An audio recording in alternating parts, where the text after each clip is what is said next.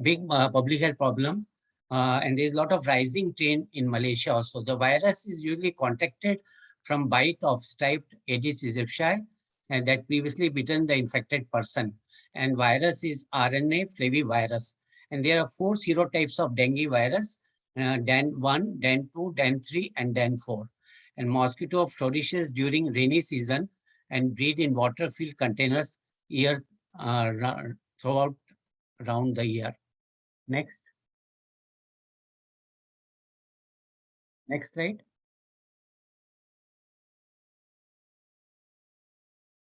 So dengue is a mosquito-borne viral infection causing a severe flu-like illness and sometimes causing a potentially lethal complication called severe dengue. And the incidence of dengue has increased 30-fold over the last 50 years. And up to 50 to 100 million infections are now transmitted, estimated to occur annually in over 100 endemic countries, putting almost world population. And Malaysia, Southeast Asia, India, South America, and now more than 100 endemic countries is a big, serious public health problem. And severe dengue, which was previously known as a dengue hemorrhagic fever, which was first recognized in 1950 during the epidemics in Philippines and Thailand. And today it affects Asian and Latin American countries, including Malaysia, India, leading cause of hospitalization. And there is a rising trend in incidence prevalence and also a lot of morbidity and deaths in children and young adults. Next slide. So this you can see here, this is showing a free zone, and the yellow is a low endemic various countries, and the red one is middle, and all orange is highly. So our Malaysia comes under quite endemic zone for dengue fever. So next slide. So it is endemic in Southeast Asia countries, tropical Africa, and America, Southeast Mediterranean, affect all ages, both sexes. 40 to 80 million people, they get infected. And WHO estimate 50 million infection in world, 500,000 DHF and 12,000 death. Next slide.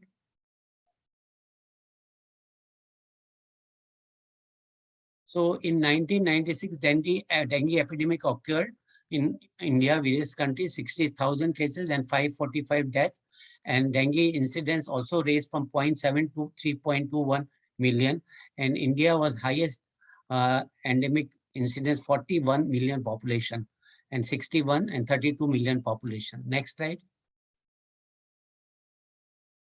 So the main objective of study, the study included 200 patients of dengue fever, and they were the main objective was to study the prevalence of cardiac manifestation of dengue in patients attending to Metro Hospital and Shanti Infectious Disease Clinic, and where I was already working before joining to Malaysia, and to evaluate whether there were any related cardiac manifestation and possible associated in hospital morbidity and mortality, and to study the electrocardiograph changes.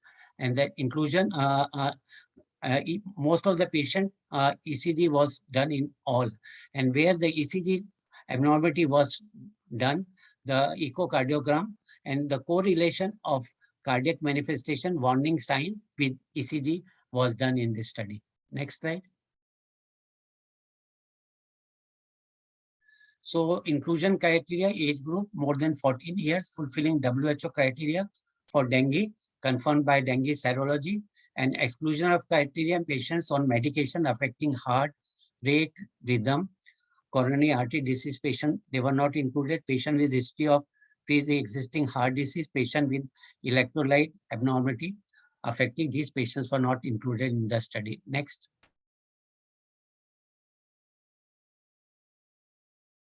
So WHO, as per the WHO, the cases were defined as a dengue fever, an acute febrile illness, 2 to 7 days with headache, retroorbital pain, myalgia, and dengue hemorrhagic fever and dengue shock syndrome. They were also followed as per the guideline of World Health Organization in this study of 200 cases of dengue fever. Next. Next slide.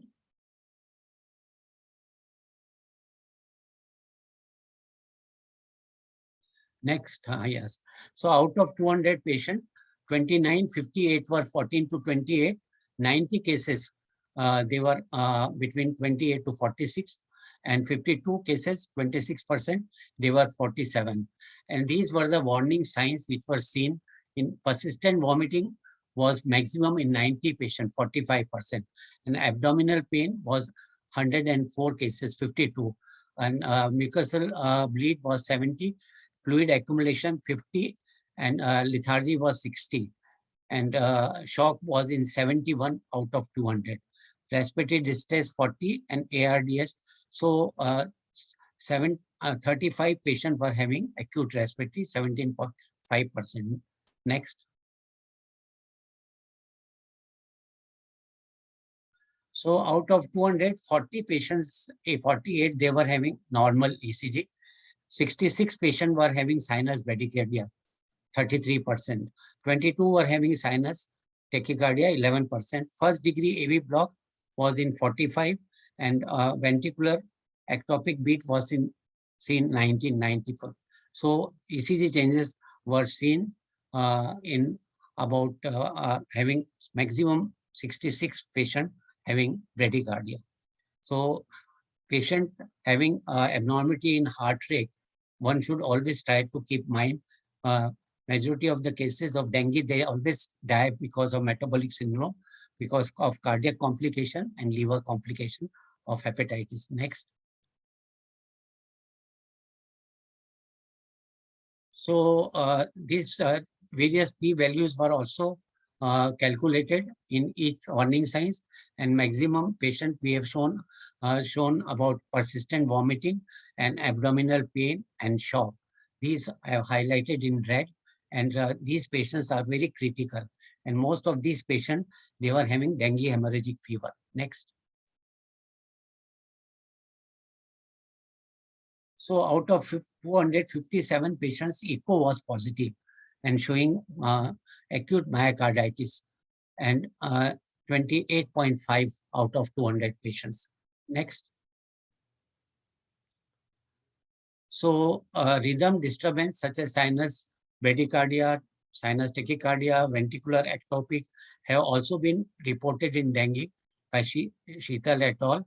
And mean age group was seen the 28.2. So dengue, what morbidity and mortality, what we are seeing in young people. And youngest was 14 years and the oldest was 55 years. Next. Most common warning sign was abdominal pain, 52%, vomiting 45%. And in this study by Thien, all with persistent vomiting was noted 39. And it was most common warning sign. And liver enlargement was a warning sign, which was seen in our study 12%. 35% cases were in dengue shock syndrome, and 20% were respiratory distress. And liver enlargement, where the patient for having SGPT, which was severe, was not seen in our study. Next. So 66 patients showed sinus bradycardia, 22 sinus tachycardia, 48%. So out of only 48 were having normal ECG. Other patients were all having, and even first degree heart block was also seen in 45 patients, and ventricular. So these are very important. So one should also keep, and such patient required for long time stay in the hospital, at least for 7 to 10 days. Next.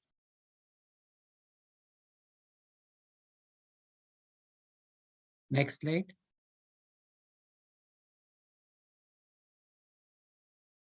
So echocardiography was done in 71 cases where ECG abnormality and patient was having cardiac symptoms. 57 cases had myocarditis. And all these cases, ejection fraction was also low, and they were very critical. And all 57 cases of myocarditis showed global hypokinesia on echocardiography. And after treatment, 12 weeks follow-up of echocardiography, patients was showing marked improvement and ejection fraction. So early interventions are very important, and patient should not be discharged when they are having warning symptoms and signs. Next.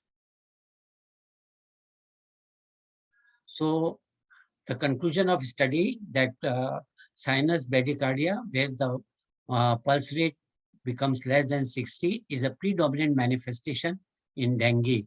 And any patient who has got less than 60 beats, they are to be kept for at least 5 to 7 days. They are all patients going to be severe dengue. So patients showing pulse rate, and these patients are also having blood pressure less. So pulse, general examination, pulse and blood pressure are very important when any patient coming with severe dengue having pain in abdomen. And many times this is not done in many hospitals. They take care of abdominal examination, and cardiovascular system is not given. And first degree heart block, ventricular ectopics, other ECG abnormalities were also observed. 57 patients showed myocarditis with poor ejection fraction, global hypokinesia on echocardiography. One case, 35, was having dengue shock syndrome. Next. So ECG abnormalities were common, and all patients with having significant ECG patient were subjected to echocardiograph, and there was significant correlation between warning signs and ECG changes, except lethargy, restless, and hepatomegaly. Cardiovascular examination is very important, and therefore, after detailed study, message to the people that severe dengue is the most important cause for rise of morbidity and death in young people. And not only they die because of liver problem, but they die because of heart involvement also. And now dengue is almost considered as a metabolic disease. It affects liver, it affects heart, and many times patient may go with multiple organ damage and they die because of septicemia. So one has to keep, and the patient should always be kept in isolation dengue ward, and patient of once they are confirmed by test of dengue, they require not to be discharged. Each and every case of dengue fever must be in the dengue ward for at least 5 to 7, because there are 3 phases. First is a stage of febrile phase. Second is a remission, and many times patient remission goes, and during remission, when there is a plasma leakage, and because of this viremia, vital organs are damaged. Therefore, one has to take early interventions. I am thankful to Dr. Valley, Prof. Dr. Valley, Director, Head Research Management, Prof. Dr. Jaswinder Nafifi, and I am also thankful to Dr. Lee, Chairman, who has given opportunity to share my study. And these all patients are under follow-up, and I was a head of infectious disease medicine, and I was having my clinic, and now I am in here. So all the records and follow-up is done when I go in India, when I'm free. But all these patients are managed by those doctors who work with me, and I have also done all right. Okay. follow-up. All right. Thank you very much, Dr. Chopra, for your insightful sharing about dengue. Maybe I can just allow one burning question for Dr. Chopra before I proceed to the next. Yeah. Can I? Yeah, Prof, please. Yes. Thank you very much, Prof. Chopra. I really enjoyed your presentation. But of course, you are presenting in the adult population and I'm in the pediatric population. I just want to clarify one point. You said there are significant cardiac involvement, which we should be take note of it. But you say there's a correlation with the warning signs. Your classification is you are using DHF and dengue shock syndrome. But in our pediatric, the latest, we follow the 2006 WHO NICE guidelines, which we say probable dengue with warning signs and severe dengue. Inside the severe dengue are all the other categories. So I just want to clarify with you, the warning signs do not include the cardiac involvement, because that one becomes the severe dengue in our pediatric population. So, but you gave a significant correlation, isn't it?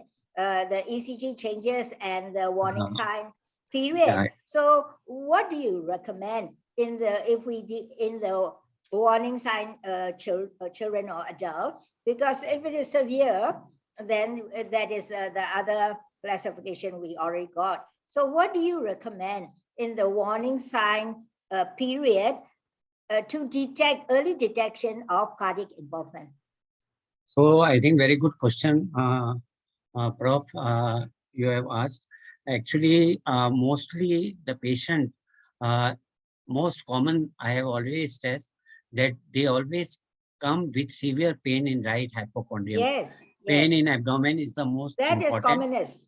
And during the time the patient come, on that time they are having a very high grade fever, because the incubation period is about 3 to 7 days. And first 3 days is a febrile phase, and febrile phase also they try to go to the general practitioner. Very true. They generally go to the practitioner, and then practitioner, when they see he not responding, and then they get... So what is your recommendation to get early detection of cardiac involvement at this warning sign period? Because usually cardiac involvement I got in usually 4th day when they are coming.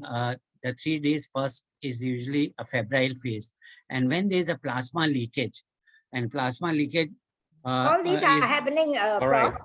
So how do we do the timely identification? So timely, because usually in the 2nd week patient gets all problem of hepatitis and cardiac involvement. Yes, Prof, we cannot wait for 2nd week, Prof. So no, I'm sorry. Time is running out. So first 3rd day when patient coming with severe pain. So I think, Prof, can I answer my own question? Can I answer my own question? I would suggest in early warning signs to do an ECG in these patients, so that we get the early detection for your bradycardia and the other arrhythmias. So once you get bradycardia, I don't know bradycardia. Yeah. So can I suggest? I'm sorry, Prof. Can we? Thank you very much. Thank you. Sorry, we need to go to the second presenter. Thank you very much. Okay, can we move on to the second presenter? So we have first Associate Professor Dr. Muhammad Shahjahan with his paper entitled Didactic Lectures and Team-Based Learning in Undergraduate Medical Education, Comparison of Effectiveness and Perception. Over to you, Doctor. Yes. Thank you.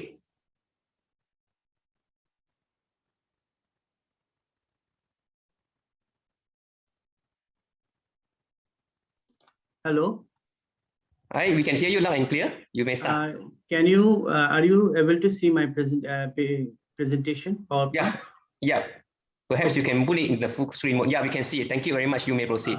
Okay, but due to time limitation, just directly I am starting my presentation. The topic I have selected, it has been selected by the conference committee, is the didactic lectures and the team-based learning in undergraduate medical education, comparison of effectiveness and perception.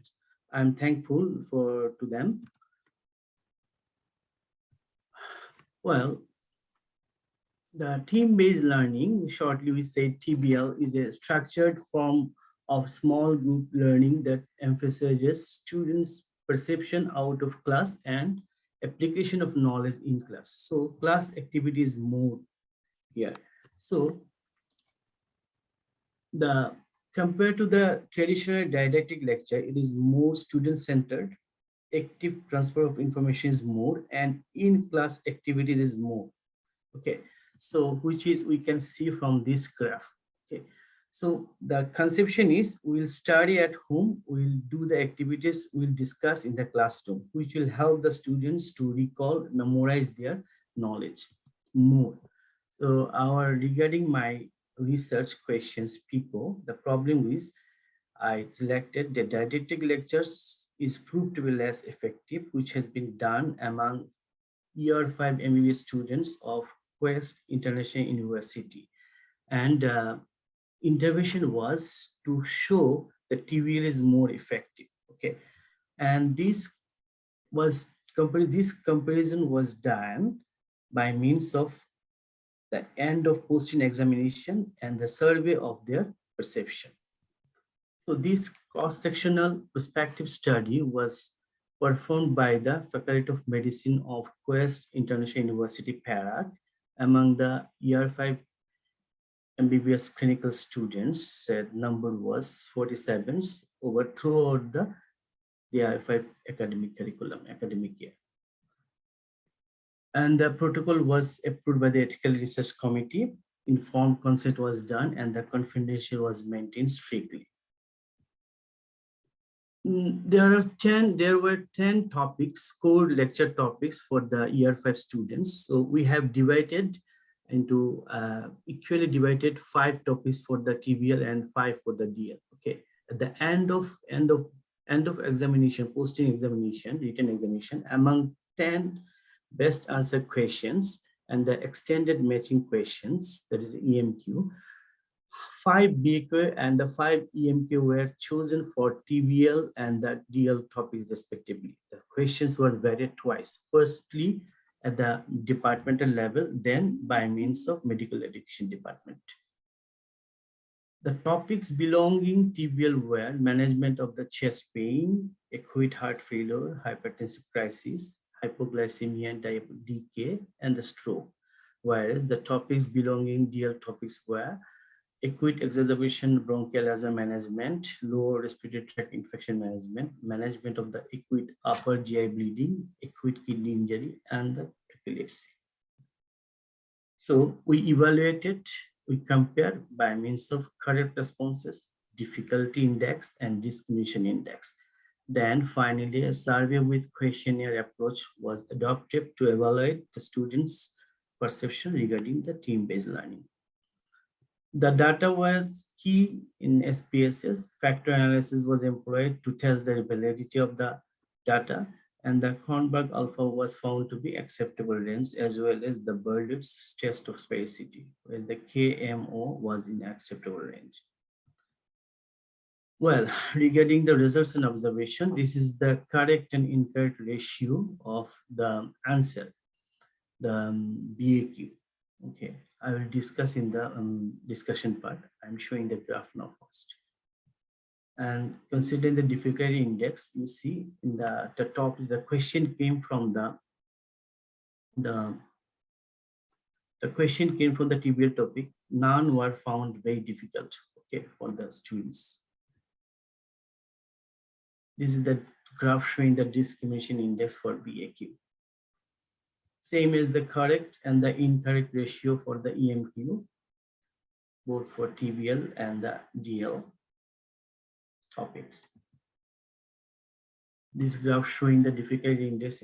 I'll discuss in the result parts and the discrimination index for the EMQ. Okay, then there were 10, about 11 the questionnaires were done for to see the perception of the students, where most of the students agreed that TVL helped them understanding the concepts is better than the traditional didactic lectures.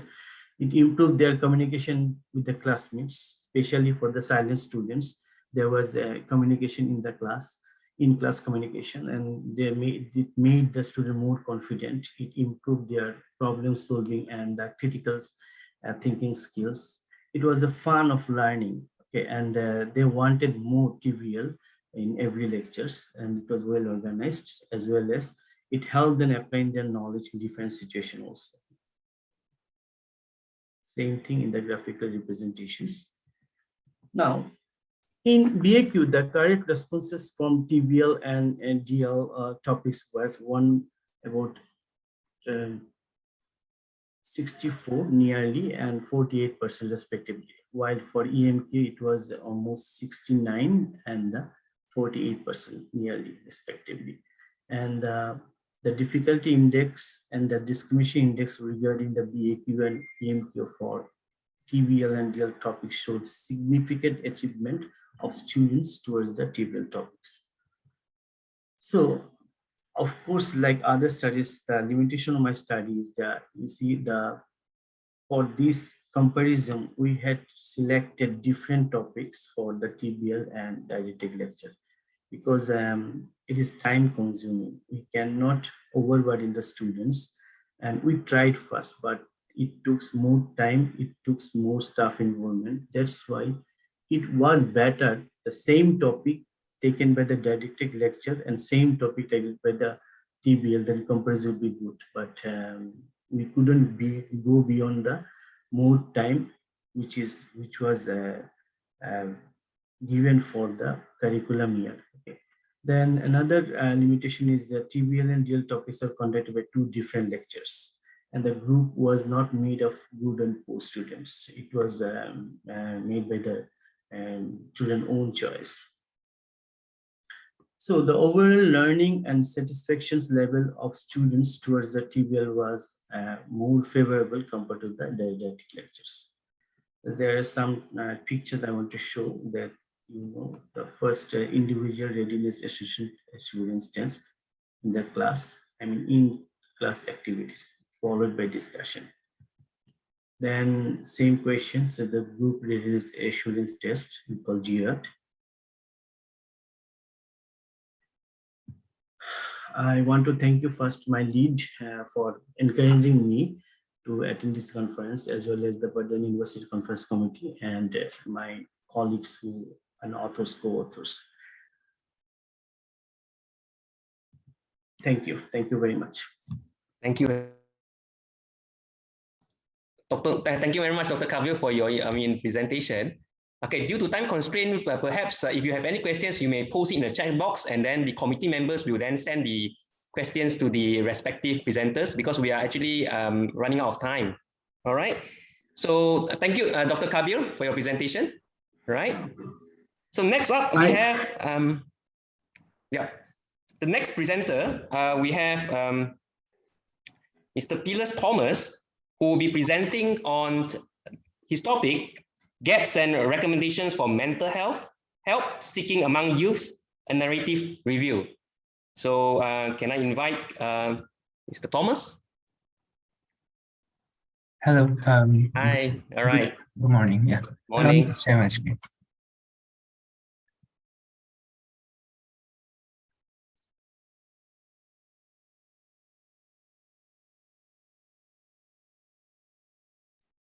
Hi, everyone. Good morning. Again, sorry, due to the time constraints, we'll try to keep it short and concise. Together with me is Ifa Suraya from PERDANA University itself. And here is our topic on the gaps and recommendations for mental health, help seeking among youths, a narrative review.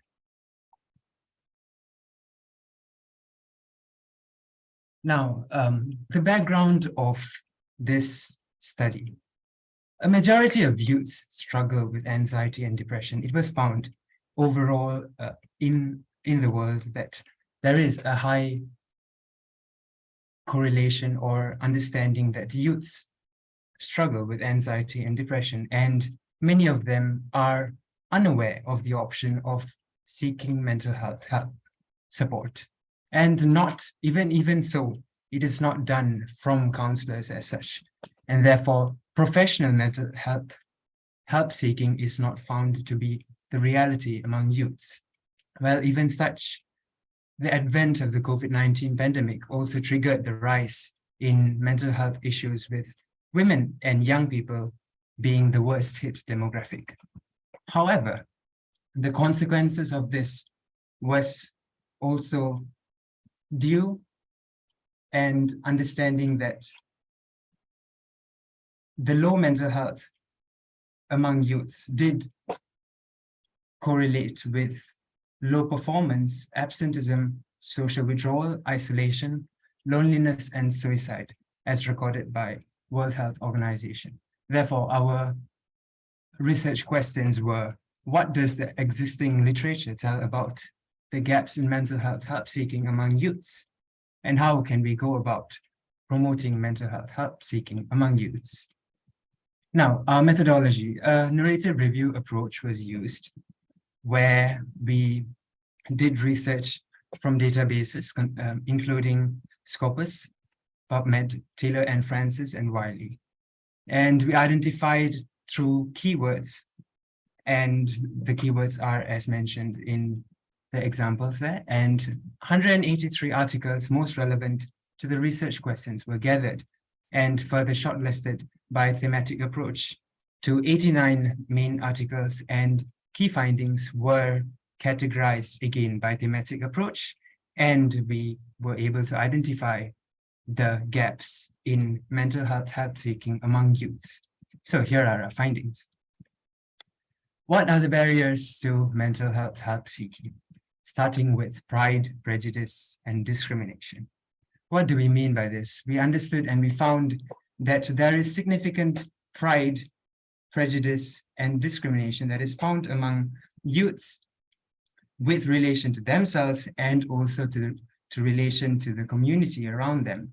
That is, in other words, to say that the extrinsic value and intrinsic value of these three aspects were found to be relevant in the life of youths. Hence, pride is divided into three aspects, which is personal pride, familial pride, and cultural pride. Well, personal pride is the pride where it was a more hubristic pride that was identified.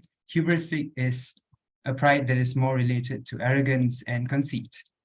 This was identified to be seen when youths see or have this idea of mental health help seeking to be something that is that would make them vulnerable or reduce their sense of bravery as such, hence the non-intention to seek help.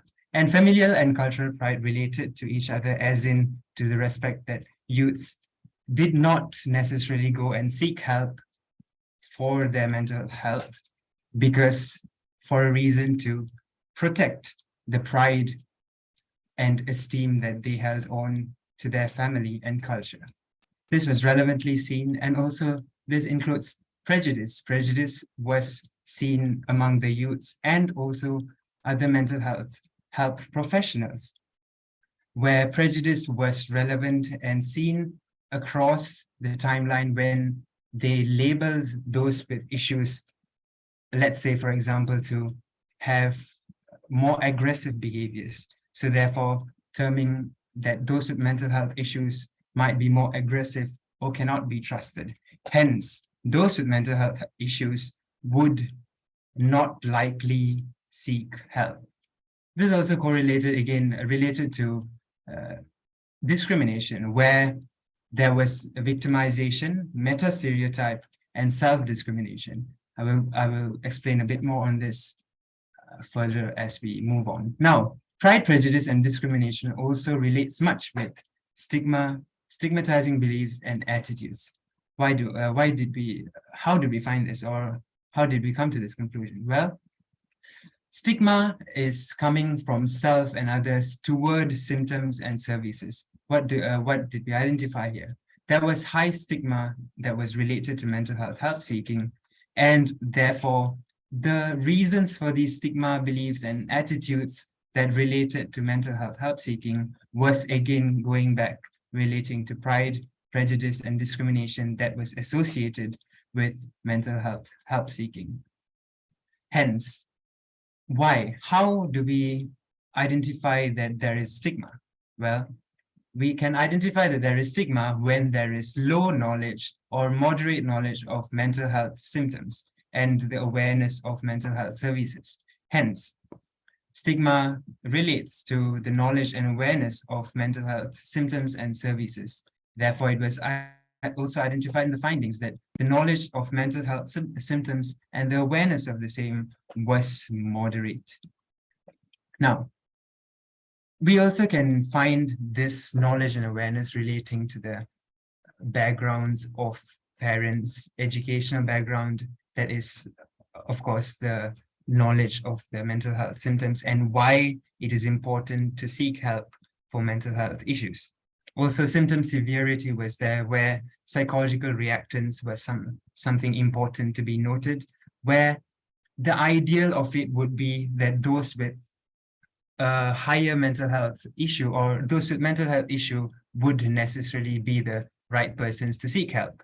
But that was not necessarily the reality found in the article, because as per a study shown, the students that had a higher score on depression were less likely to seek help.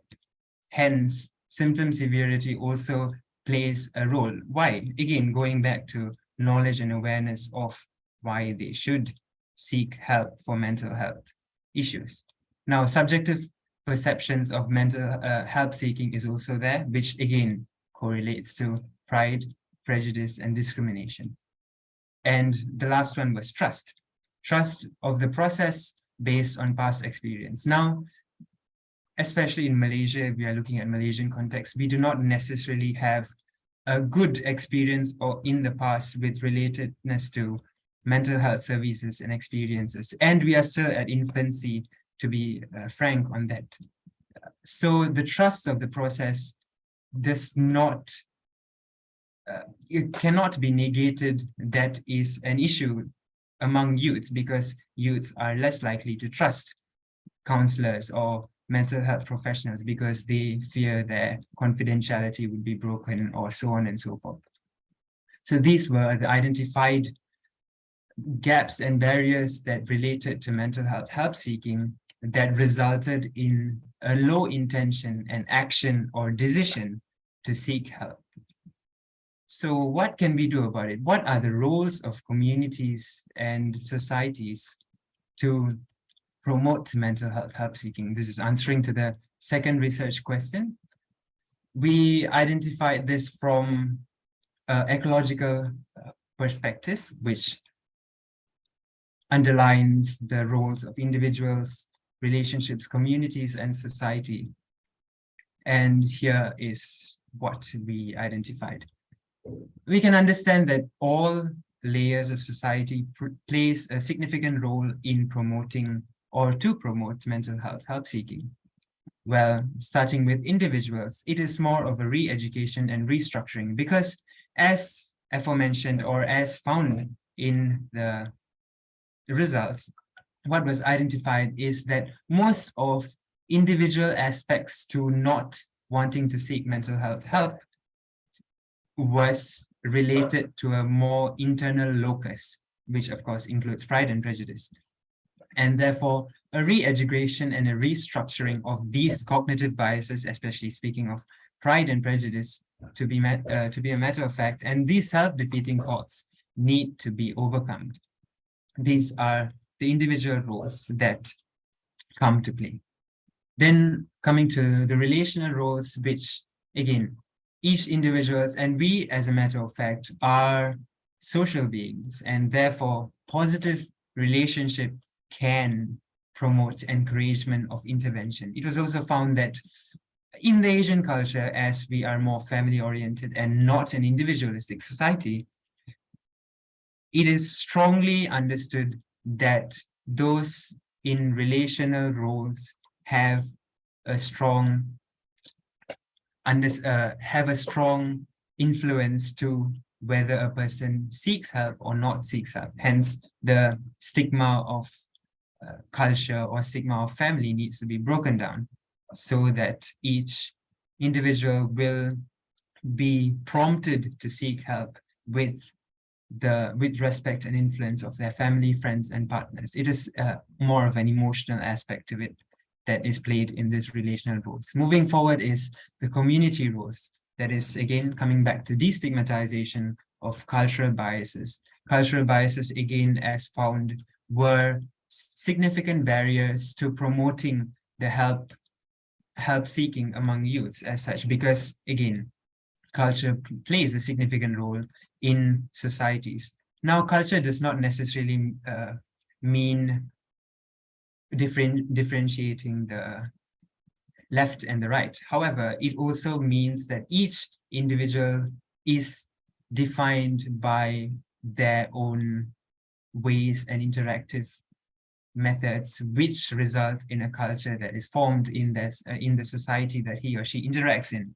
Therefore, destigmatization of these cultural biases that relate to help seeking needs to be broken down in order for a more help seeking behavior to be promoted among the youths. And now society's roles. Finally, it is society's roles. This relates also to the framework of how we function and where we function, to promote an environment that upholds issues of mental health well-being. Well, this identifies totally together with the policy, economy, national education, in infrastructural availability. What does this mean? Well, it is understood that the roles of this is, for example, let's say infrastructural availability or availability of services that relates to it. It only makes sense. It is found that society plays a role to cater an environment that upholds mental health well-being by providing services or through necessary means such as organizations or governmental agencies to promote mental health help seeking or mental health well-being as such. Hence, policy also makes a pivotal role in creating the necessary means to it. Now, what are the recommendations we can identify from these aspects and these barriers that we identified? I'll pass to Ifa for presenting this part. Over to you. Okay, so that would be on the next slide. Yes. Hello, Sorry, Ifa, everyone. you have approximately 1 more minute. Okay, yeah, All sure. right. I'll keep it very simple. And All right, thank you. hopefully quick. Yes. Okay, so from the findings that Mr. Phyllis shared, here are some 7 recommendations that are hopefully actionable for those who care about help seeking, improving help seeking in youths. So of course, we have, since we talk about stigma, so we have to actually protect youth from stigma by reevaluating stigma and by providing safe spaces that are free from stigma. And we have to encourage, like we talked about the relational role, so we have to encourage close ones, to family members, friends, but especially family members, to not discriminate, right? To embrace and support instead youth who are struggling. And youths can learn about mental health and help seeking and mental health services through other youths who struggle and have sought help for it. So that is learning indirectly about all those things. And also tackling beliefs about what it means to have mental health problems and to go for counseling or therapy. And of course, to learn about each symptom of mental health problems like anxiety and depression, and to look out for each other among youth, because that way we can, how do you say it? Youths, everyone will be taken care of by everyone taking care of each other, and emphasizing informal help as well, not just formal help like professional services by therapists and counselors, so that these people who provide informal help can, maybe like religious healers, friends, peer support groups, can then eventually direct youth to counseling and therapy when needed. Yes, and finally, the last recommendation is to look out for at-risk youth with the following risk factors. So if they are less educated, if they have parents who are also less educated and are at risk for mental health problems, could be undiagnosed also, right? Especially since we're talking about stigma. So a lot of people might not have a diagnosis necessarily, but they could be at risk for mental health problems. So youth with who are less educated, with parents who are less educated and with at risk for mental health problems, and male youths, and youths with less progressive values, and youths who anticipate that they will struggle in therapy because of language or communication barriers and difficulties, and youths who have more severe symptoms and lower trust and and perceive less, that they will not gain so much if they were to seek help. So those are the 7 recommendations. And last but not least, we'd just like to end with some examples of how I have personally applied those recommendations. So having discussions around and just supporting people who are providing those informal help, right? So that we are supported in the effort to improve help seeking. That's on the left, for example.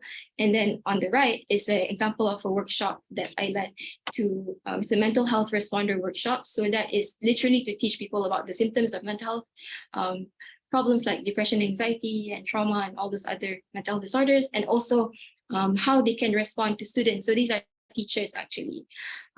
So the next slide, please. And also, Phyllis, can we have the next slide? Yeah. So also what we can take away is we can take each of the identified factors and that affect help seeking and sort of look at how that actually plays out in people's minds. So these are, just imagine these sentences as being in the minds of youth who might be wary of help seeking. So these are the things that they might be thinking inside their heads, or perhaps share with someone. So stigma is, I leave it to, if you would, since we're running out of time, maybe you can go to the next slide, please. So yeah, so these are more examples of how it might play out in the minds of youth who are hesitant to seek help. And if you're interested, I can definitely share these examples with you. Email. So that's all. All right. Yeah. All right. Thank you very much. Thank you very much, Mr. Phyllis and Ms. Ifa. I mean, if you have any questions, perhaps you can just share it in the chat box, and then I am sure Mr. Phyllis and Ms. Ifa will likely to answer them in the chat box. I'm sorry, because due to lack of time, we cannot take the questions live. All right. Next up, we have the final presenter. Okay, we have Ms. Song Vi Yen with her paper entitled Association Between Daytime Sleepiness and Sleep Habits in Semi-Urban Populations of Sabak Bernam and Kuala Selangor. Let's welcome Ms. Vi Yen. Over to you. Thank you. Okay, good afternoon to Dr. Muhammad, Prof. Dr. Lijana, and Prof. I'm Song Vi Yen. My topic today would be, I cannot see the slide.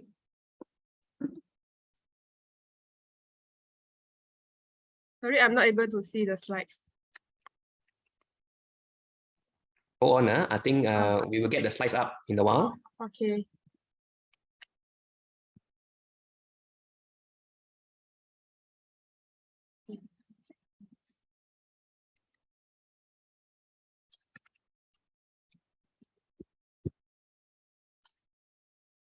Yeah, the slide.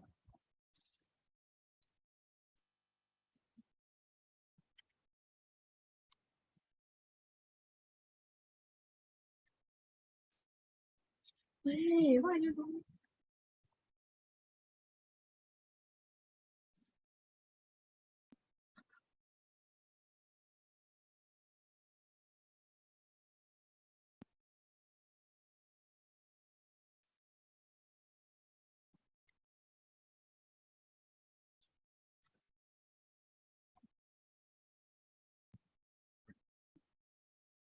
Okay, so while waiting for the slides to be up, so after this session, so we'll be taking a lunch break, all right?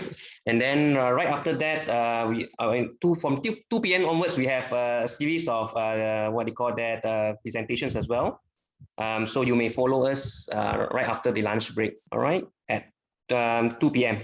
All right, so we'll be having the other sessions for the various tracks, and then we have another session on a workshop that will be conducted by Prof. Valley at 3:30 p.m. to 4, and then we have this 4 to 5 p.m. we have the award announcement and closing address. All right. Yeah, can we have VN slides up? Or maybe VN, do you want to share from your side? Okay.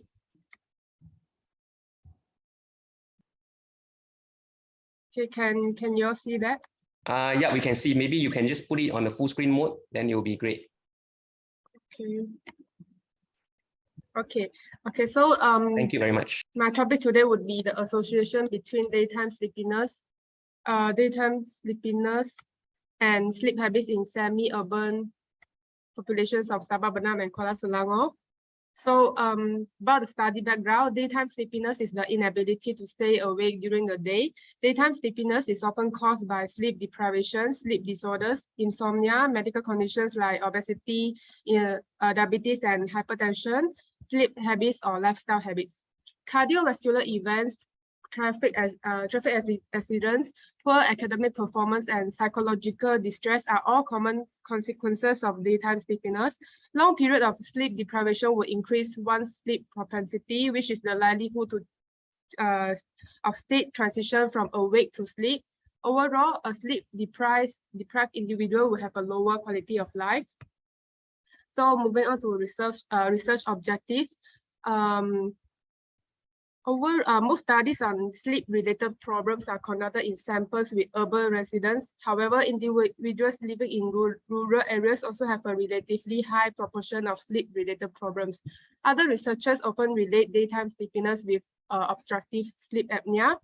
So given the high prevalence of sleep problems in urban areas with the lack of studies on the subject in rural population, our study aimed to identify factors associated with sleep problems in rural populations.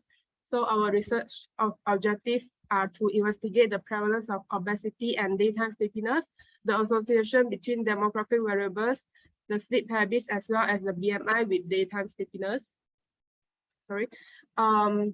Our study is based on a secondary data analysis where the original data was obtained via self-administered questionnaire, and the participants were all recruited from Sabah, Bernam, and Kuala Selangor. All participants were given self-administered questionnaire that involved demographic data, sleep habits, and also Epworth Sleepiness Scale. We then analyzed the data collected using IBM SPSS 23 software. Also, the t-test and ANOVA test and Pearson correlation were conducted. So I would like to talk about the Epworth Sleepiness Scale, which is ESS.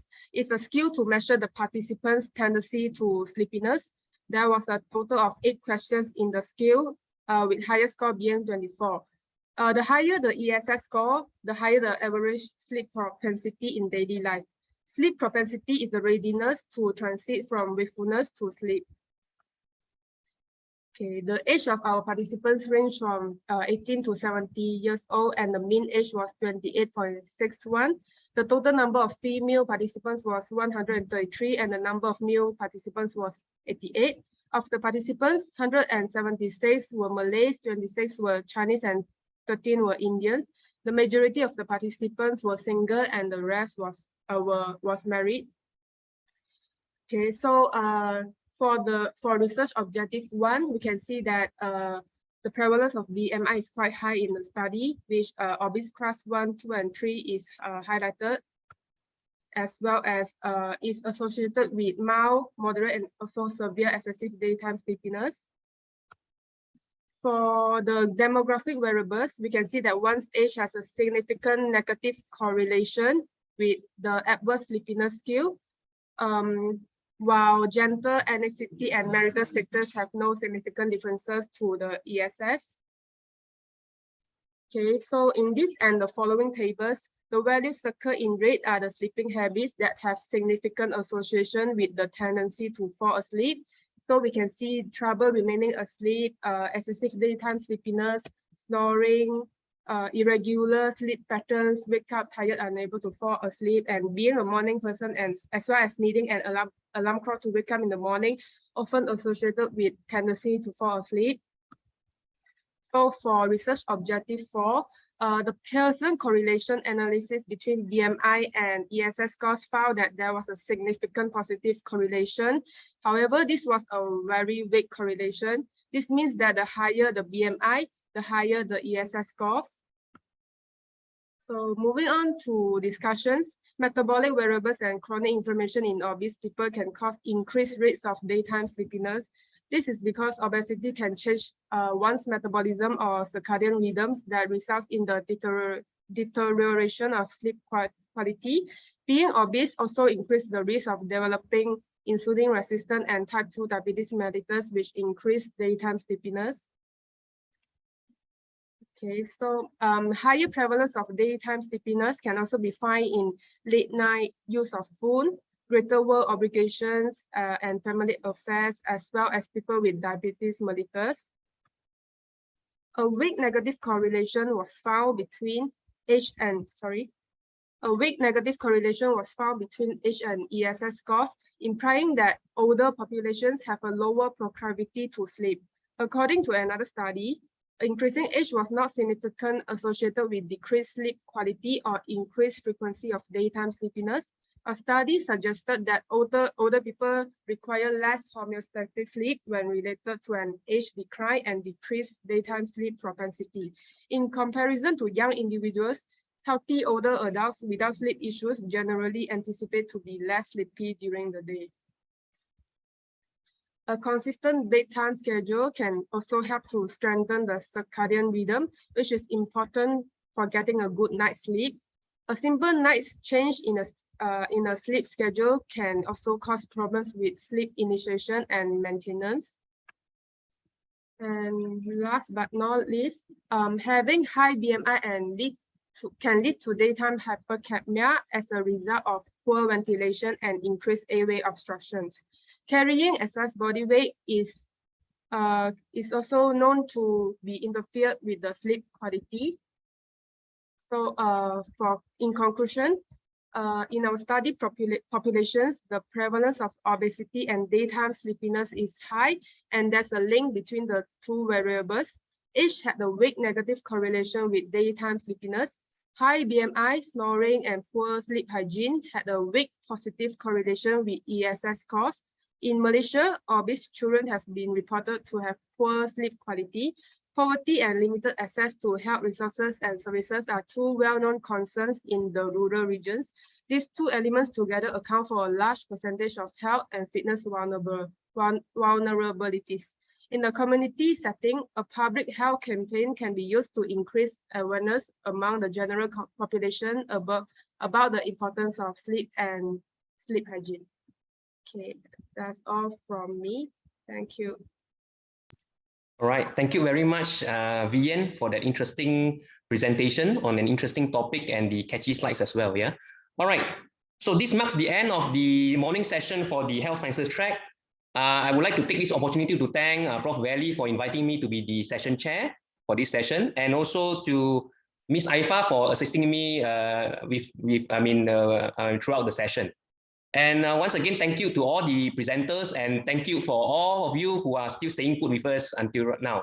So I will see you guys again on 2 p.m. All right, 2 p.m. for our coming session. Okay, so thank you very much, and see you guys again at 2 p.m. Our speakers were in. Our speaker. This is the session for Dr. Walid, am I correct? The session, the plenary is by Prof. Arafat. Yes, Prof. Arafat. So I'll be in place of Professor Walid Arafat today because he will not be able to join us this morning for emergency reasons. But I'm here and I'm ready to present in his place. I'm so sorry. Okay, my mistake. I was not told. Okay. I'm sorry about that. No, it's our... All right. My apologies. Okay, shall we begin? It is now 2:01, so I think we should get started. Welcome, everyone. This afternoon session consists of a plenary of about half an hour to be followed by 3 separate streams comprising of various topics, but all of them based on the theme of resilience in health. I think Dr. Karim, who is standing in for Prof. Arafat, I think has been appointed by Prof. Arafat to take his place. Am I right in assuming? Thank you very much. Please let me welcome you on behalf of Perdana University. We are very thankful for your participation, and we have colorectal cancer as one of our main health problems. So it'll be nice to see the perspective of another developing country like Malaysia, but a much larger one,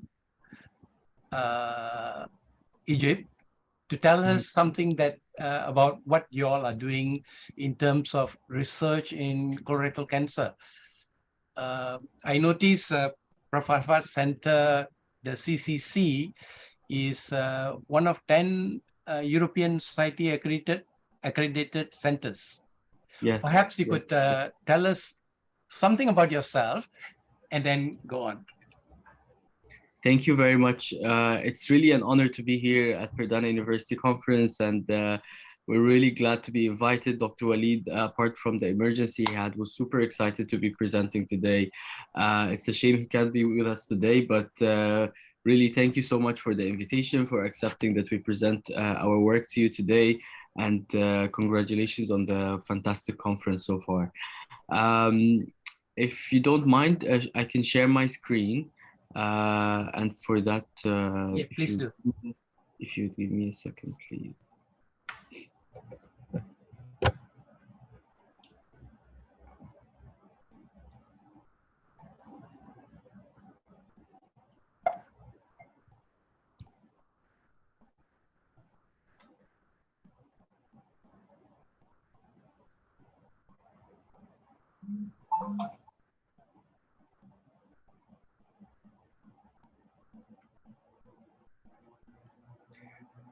So our topic today about the colorectal cancer research education program. Can you all see my screen now?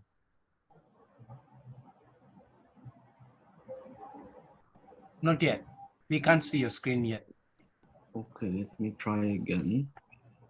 Share screen. How about now? All right, we have your screen now. All right, fantastic.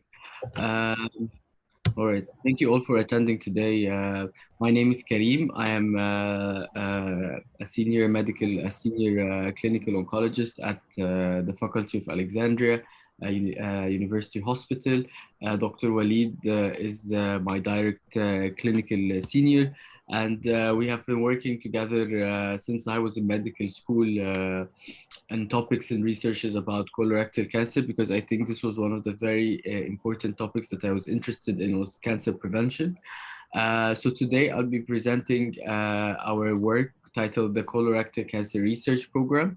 This is a joint collaboration between the University of Alexandria Hospital and the University of Alabama in Birmingham in USA. Just to give a little bit of perspective, this is the investigation team. We have Dr. Lori Bateman from the University of Alabama. She's the principal investigator, along with Dr. Walid Arafat.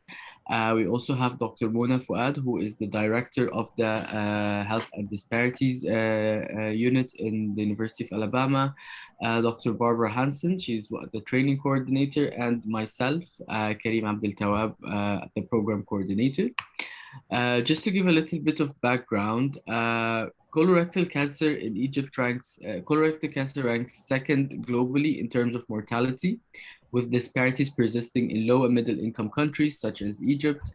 Egyptians are diagnosed at a much later stage than in the US, for example, and have generally an overall survival rate of only 2 years.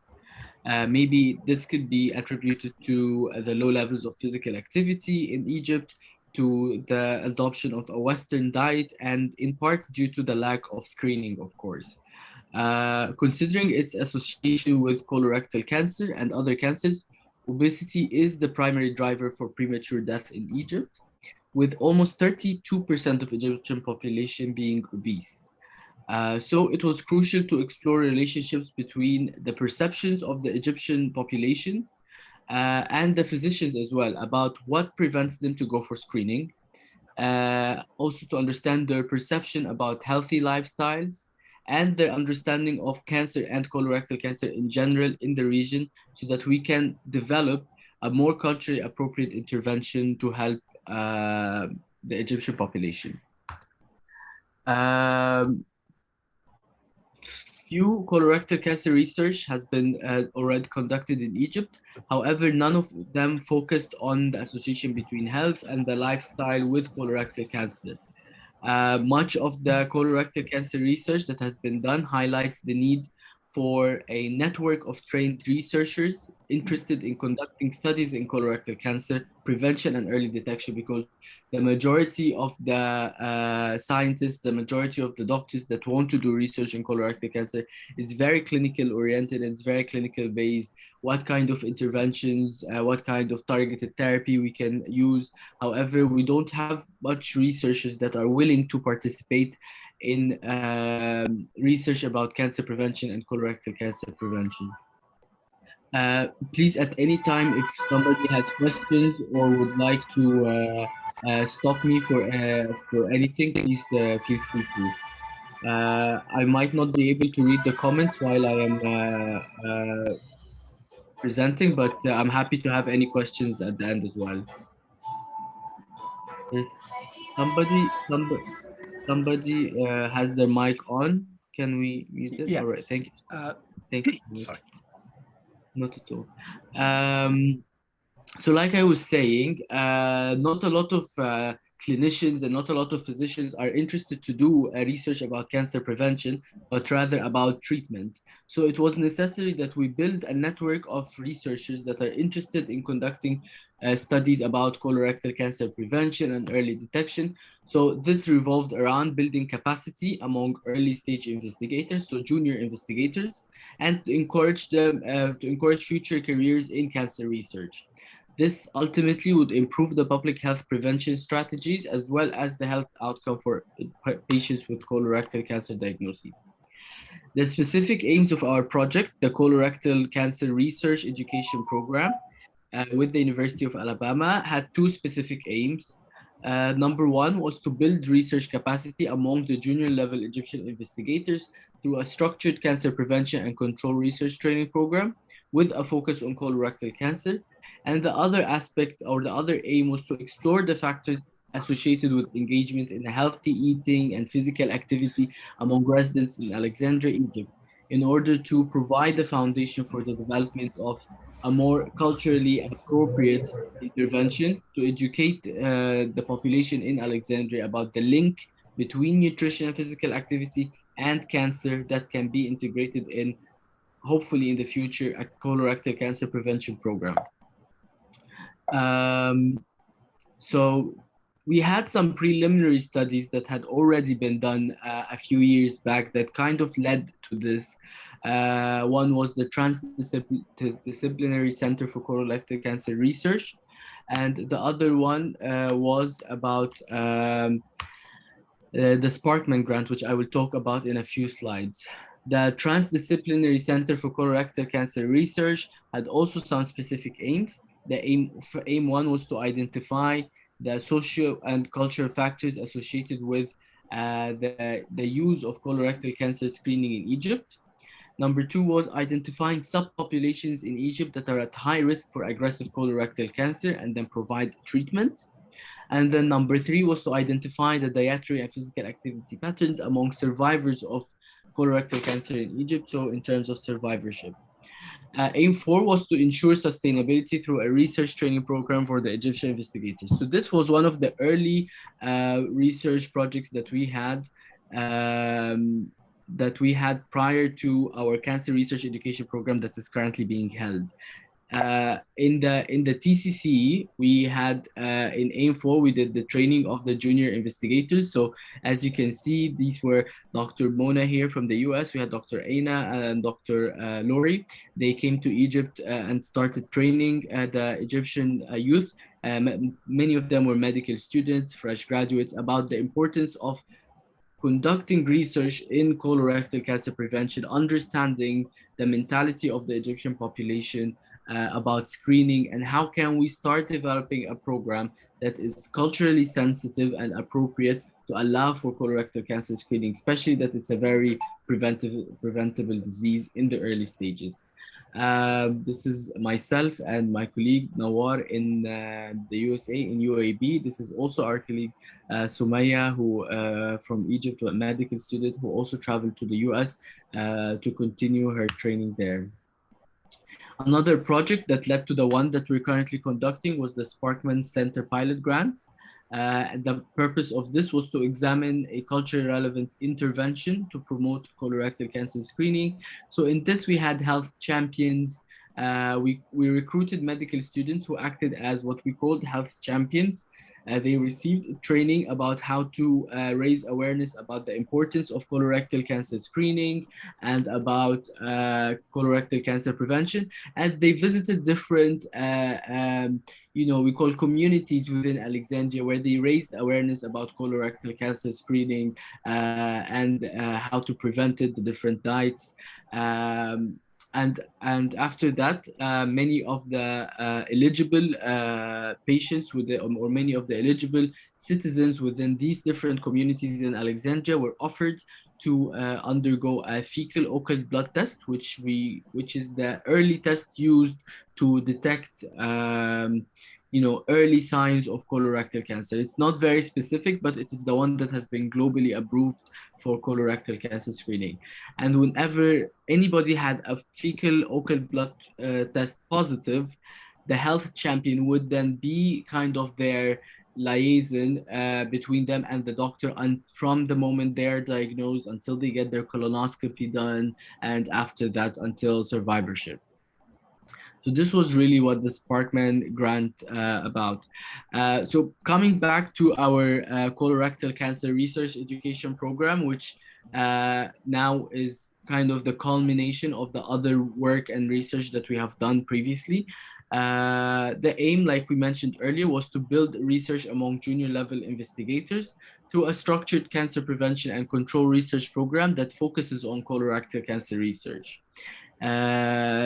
Aim number one, the expected outcome for that was to prepare the junior level researchers to conduct translational research on their own.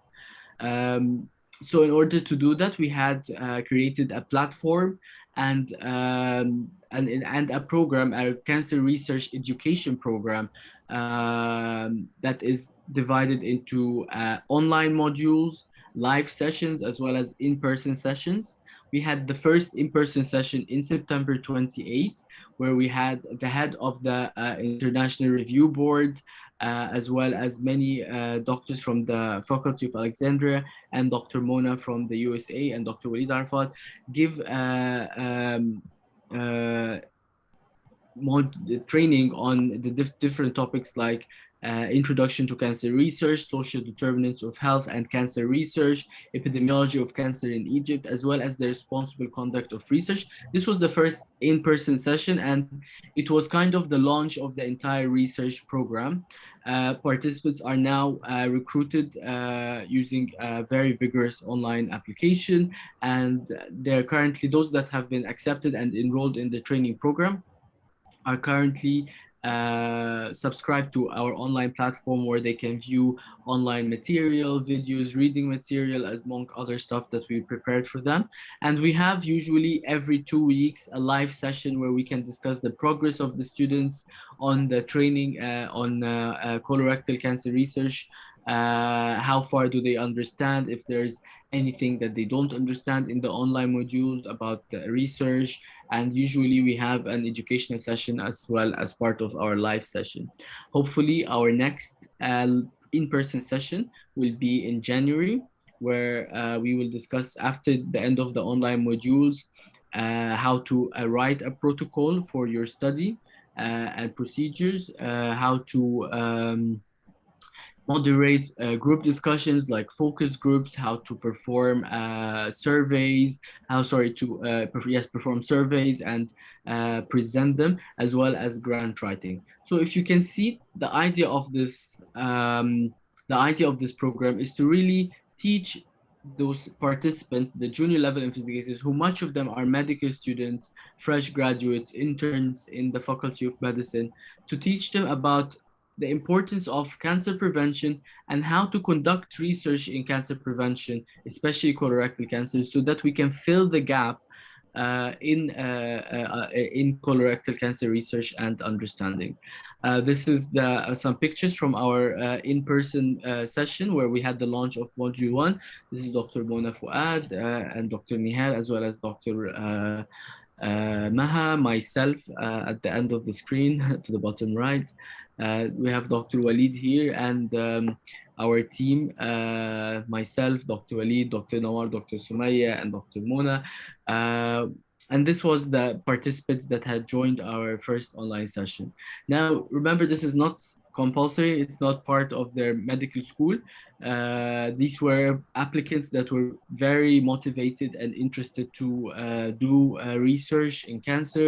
And we really had a lot of applicants and a lot of participants. So it was really nice to see the enthusiasm among the medical students.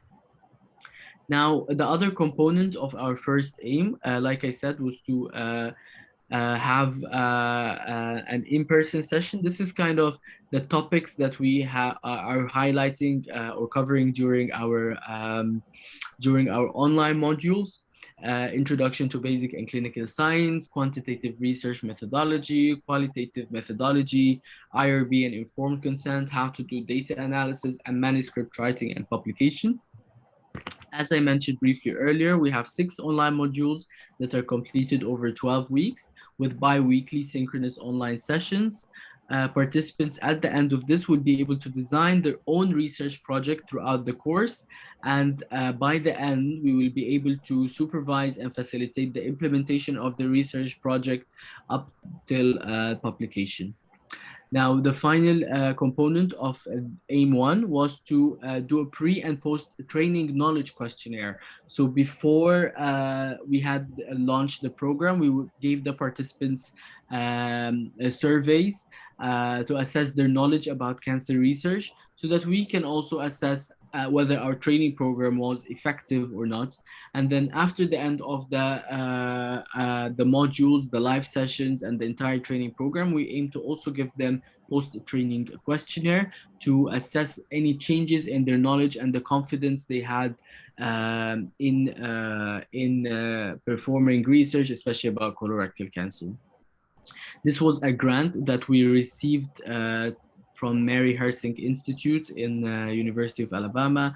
So part of the grant was to recruit the participants and give them kind of a stipend for their participation and completion of the online modules. The second component of our aim was the research practicum. So in this online modules and live sessions, we had kind of interconnected or woven throughout the second aim or the second component will be the development of the research project. So after educating those participants about the importance of cancer prevention, about research, how to conduct research, throughout the training program, we kind of give them activities so that by the end of the program, they are able to develop their research project that we will supervise. As mentioned here, trainees will be surveyed about their preference for participation in the different practicum experiences before assignment to specific components. So we have already some participants who are interested in performing a qualitative research, others who are interested in performing quantitative research. At the end of the completion of the project, each of the participants will receive $100 stipend for completion. The second aim of the project is to explore the factors that are associated with engagement in healthy eating and physical activity among the residents of Alexandria, Egypt. The second aim, the expected outcome of this aim, is to provide the trainees or the participants mentored research experiences in which to practice the skills that they learned throughout the project. This is our proposed timeline. So we already started since April last year recruiting the students. We had our in-person sessions. We kind of have our online training as well. And for the second year is the analysis of the data, the design and conducting of the surveys, as well as the writing and hopefully the participation, the publication. Hopefully, the impact of our project would create a pool of translational science investigators that have the tools to participate in research projects and address critical health issues in Egypt and apply for their own external funding to conduct the research. These are my references, and thank you so much for letting me present. This is a picture of the Biblioteca, the Library of Alexandria in Egypt that I just took yesterday. So I wanted to show you that and invite you all to come to Egypt and Alexandria one day. Thank you so much for giving me the floor. And I'm back to you, Dr. Anal. Thank you, Dr. Karim. Thank you very much. That wall is impressive. All of Yes. us know Alexandria as the cradle of civilization once upon a time. So you live in a very historical, and you should be very proud of your city. Thank you. Thank you very much. You're all invited and welcome to visit me. Thank you. No one has posted any questions in the forum, but could I just make some comments, Dr. Karim? In our audience today, we have a whole lot of medical students from Perdana University. Your presentation was excellent. It was clear, simple, easy to follow. And believe you me, your situation is not very different from ours.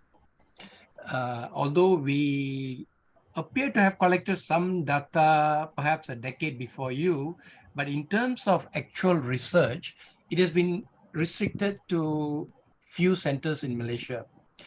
So what you have presented gives us and also the teachers in Perdana University an idea as to what can be done. You have been fortunate to get help from Alabama with a grant so that you can actually reward your students. Could I ask you, the students whom you are training now, are they all from Alexandria University or are they from various universities in Egypt? So they're all from Alexandria University because we already have like I mentioned earlier, we have the transdisciplinary cancer center that is kind of a joint collaboration between the University of Alexandria and the University of Alabama in Birmingham. But just to comment about what you said, although it was really great to have the technical support from Alabama, it's really not that difficult to do the work that we're doing now on our own. We have already, I mean, before we had our collaboration with Alabama, we had already started conducting research on colorectal cancer individually as a department of clinical oncology. Perhaps what the University of Alabama did was shift our perspective from working only on cancer treatment and researching only on cancer treatment to starting to focus on research on cancer prevention, which was not very common in Egypt. But it's very important that we understood that, you know, we might not be able to treat all cancers, but we definitely can work on ways to prevent them, especially diseases like colorectal cancer that once detected in the early stages can have a very good prognosis and an overall survival that is just as equal to as any other normal person. So, yeah. What you mentioned about late stage presentation, diet, obesity, and lack of screening programs available to the vast population is also a reflection of what we have here in Malaysia. Our population is roughly about 30 million. Yours is over 100. In terms of public-private partnership, in terms of healthcare provision, could you tell us something about the role played by public sector vis-a-vis the public health sector in Egypt versus all the private things? Prof. Arafat actually now runs this CCC, which is, I think, is a private enterprise. That's correct. That's correct. the burden of healthcare in Egypt is still on the public sector? To a large extent, yes, because because of the variable socioeconomic classes that we have, not everyone can afford private healthcare services. And I'm of the belief that, with everything going on in the world, with the advocacy for universal health coverage, that really everyone should have access to free healthcare. Which is the direction that the Ministry of Health in Egypt has now adopted, and have over the past 5 years kind of implemented now in different cities what they call the universal health coverage for reform centers. But before that, long before the adoption of the mentality or the idea of universal health coverage, most of the working class in Egypt already had public health insurance. So they can visit any public health hospital that is part of their insurance, and they would get just as equal treatment as they would get anywhere else. For those who are not registered as workers or sort of do not have a syndicate, can join, can also have free health treatment in many of the university hospitals that are basically in every big city around Egypt, and in every governorate. We have over now 27 or 28 university hospitals across Egypt that provide health services to really millions of citizens. But the private sector does continue to play a huge role, definitely kind of lifting a little bit of the burden that the public sector would endure if the private sector did not exist. This is very noticeable in different aspects of medicine. However, perhaps less predominant in cancer care, because it's very expensive. Cancer therapies, the diagnosis, the entire trip from diagnosis to survivorship can be very expensive if you want to do this on a private basis. So a lot adopt to get the treatment at insurance hospitals or public hospitals or university hospitals, unless their work, of course, can cover part of the expenses for private care. Thank you. Thank you, Dr. Karim. Could I ask if the audience has any questions? None have posted any questions on the forum. Someone has their hand raised. Raghu, am I pronouncing this right? Yes, Prof. Raghu. Yeah, this is Raghu. Thanks very much, and Dr. Karim, thank you very much for the wonderful talk. I have been to Egypt, but I've not been to Alexandria. Hopefully, I will be there soon. Next time. Yeah. Yes. So my question is, well, I think my first question has already been asked by the proponent. That is, what, in other words, what I really wanted to ask was what efforts are already in place by the government to do cancer screening for colorectal cancer, and what age do you start colorectal cancer screening, and what is the method of colorectal cancer screening in Egypt in what is already in place. But I think you have answered that to some extent, by from what the Prof. Anil has already asked. But can you tell us a little bit about how you actually go about colorectal cancer screening now in a government aided, maybe a government funded sector? Yes, absolutely. Thank you so much for the question. Actually, we do not, as the Ministry of Health, we do not have yet any instituted policies for screening for colorectal cancer.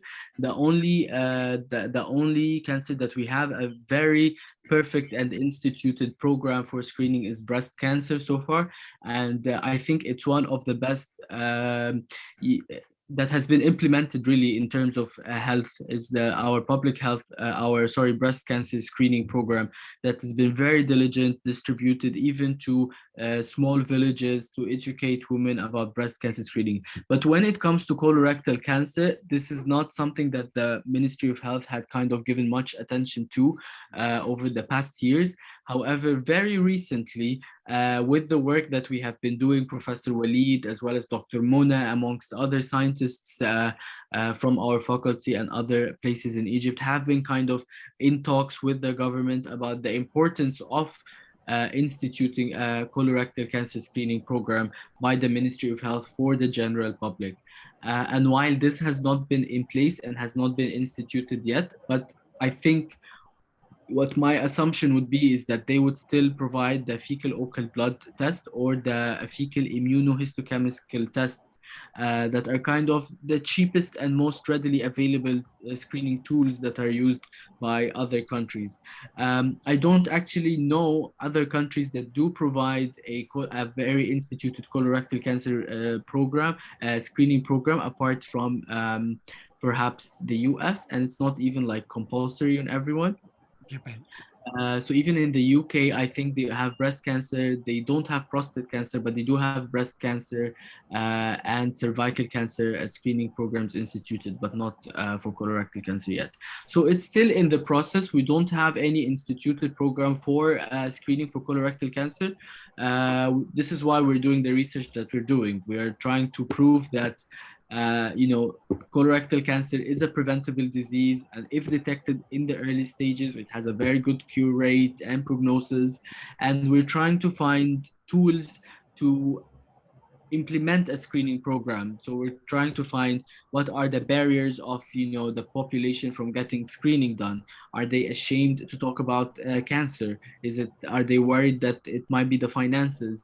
Many of the responses we got was that, you know what, I'm afraid that if I were to be positive by the screening, that I would then need to endure the expenses of the treatment. So I might as well I'm going to die anyways. Why spend all this money? So this was kind of the mentality and the feedback that we got from a lot of the citizens and the population, of course, of varying socioeconomic classes, had different concerns and barriers to screening. And this really helped us kind of formulate what our screening program would be in the future to address all these concerns and barriers to screening once implemented. Thank you very much for that. Thank you. Thank you very much for that. Just also as a comment, sorry, Prof. Anil, if you'll allow me to make just a quick comment. Sure, go ahead. I don't want to hog the time, but I think the whole purpose should be to identify CRC cases early enough, because I think that's one of the problems you have, right? Your survival is so poor because they are diagnosed a little late. I mean, you were talking about some 30% 5-year survival or something like that. So I think I think waiting for a fecal occult to be positive, may not be the right answer. I think a colonoscopy, as soon as somebody turns 50, to offer a colonoscopy would probably, be more effective perhaps in diagnosing the early ones. What are your thoughts on that? I think colonoscopy, although I totally agree with you. Actually, colonoscopy is the most effective and is the gold standard for diagnosis of colorectal cancer, even in the early stages. However, to institute a health program that would involve colonoscopy for a population like Egypt is very unfeasible. The whole idea of a screening program is to have the screening tool itself be, first of all, readily available and economically cost effective. So to have a colonoscopy done for the majority of the population at 50 would be very financially toxic to the budget of the Ministry of Health. However, I totally agree that there are within the screening program, there are definitely certain criteria for those who should get a colonoscopy right away. So if in the screening campaign, they find a certain person X with a family history of colorectal cancer, or other cancers of the Lynch syndrome, for example, that might kind of, increase their chances of colorectal cancer, they definitely should be on a closer follow-up and get a colonoscopy done earlier than the rest of the population. And having a colonoscopy done at least once in your lifetime would, for anybody above the age of 50 or 45 in some countries, like you said, should also definitely be instituted in the screening program that would be adopted and implemented. The age at which the colonoscopy is done varies from one place to another, of course, based on the demography of the population and how early is the incidence of the cancer, because in many populations it's in a very old age, but in countries like Egypt we're starting to see colorectal cancer at a much younger age now, so we might have that age kind of pulled down a little bit to include a younger population. But I definitely agree with you. Colonoscopy is the gold standard. It should in one way be instituted in a screening program if it was to be implemented. That's great. Thank you very much. Thank you for that. Thank you very much, Dr. My pleasure. Dr. Karim, I presume you will also be taking Dr. Arafat's lecture in one of the streams later. There was another Hopefully, of his. So I think those of you all who want to ask him more about colorectal cancer can probably catch him in the in link 3, I think, after this. I think it has been very helpful, simple and easy to unfollow. And thank you very much for sharing your experience. It should give some of our students an idea or two on their future health surveys. Thank you very much. Thank you very much. Thank you. I think we can move on to link 2 after this for the short presentations. So students, I think you can log off here and go on to the next link. Thanks, Prapanal. Thank you. I'll see you later. Oh, is it the same link that we are using? No. All right. Thank you.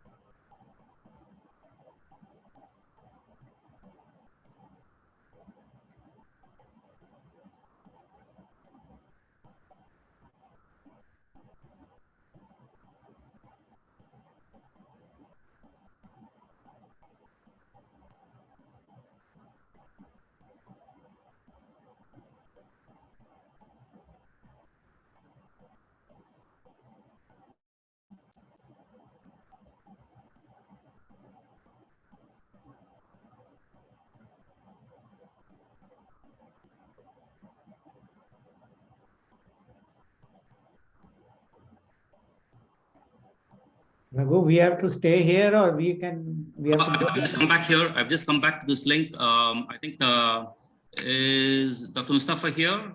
Dr. Mustafa is here, I think. Yes, I think we are running a little late, I have to say, because we overran on the other session. So I do want this presentation. Yes, I am here. You're here? Okay, very good. Excellent. Okay, well, it looks like I'm going to be... I face problem in showing the slide. I face problem in showing the slides from this top. Oh, is it? Okay. Are you going first, Prof. HMP? Yeah, because Mustafa, wanted to swipe with me, so the program. Yeah. It's okay, sir. It's okay. It's okay. All right. Okay. In that case, I think while you're sorting your issues out there, Prof. Mustafa, I think we'll get Prof. HMP to go ahead with this talk. Okay. HMP, welcome and thank you very much. Appreciate your presence here in spite of a very busy schedule, and we look forward to hearing you. You always have things to present usually, and today you're going to be talking about, let me just see what your approach to the rightful mix of student standardized assessments. Is that right, Prof. HMP? Yeah. Okay, that's fantastic. So please start whenever you're ready. You can go ahead. Can I share my screen now? Please do.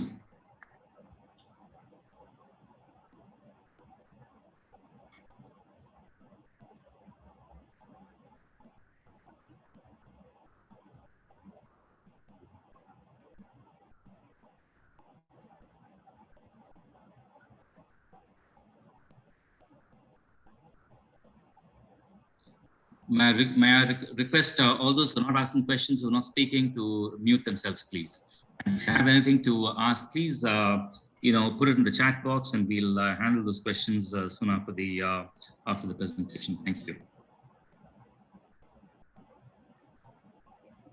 Am I audible and my screen is visible to everyone? Yes, your screen is visible and we can hear you loud and clear. Thank you.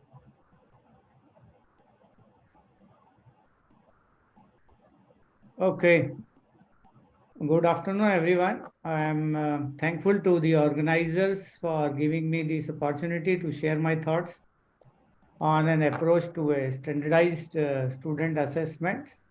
Although assessments is less talked about in the clinical medicine conferences, but since I'm an educationist as well, apart from being a clinician, so I thought I will share my thoughts on how to select the assessment in the rightful manner.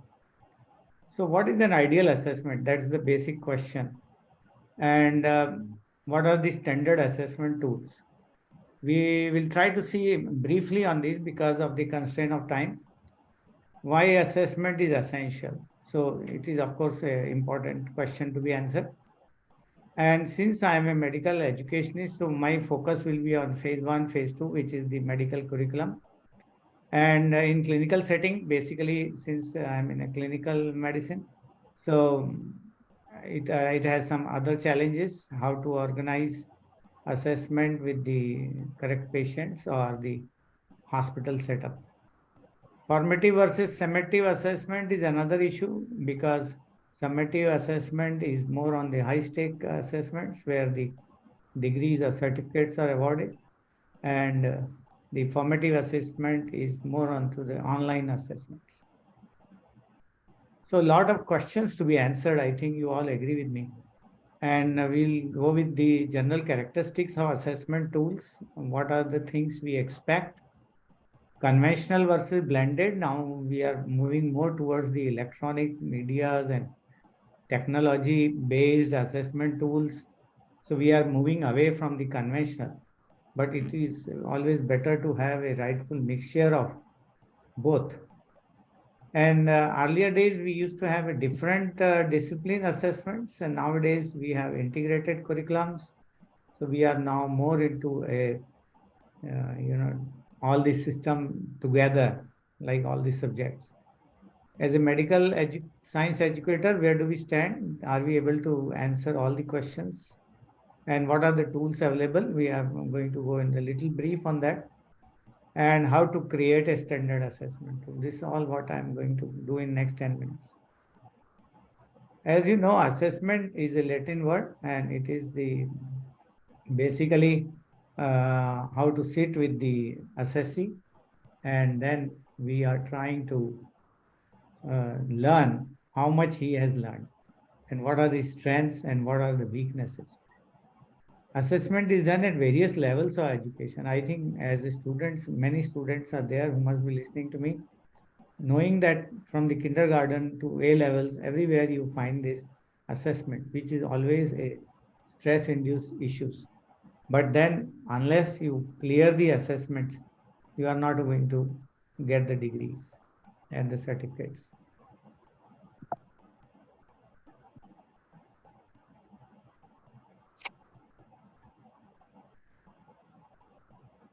Now, there are different characteristics which we are, what can we assess? That's the first thing.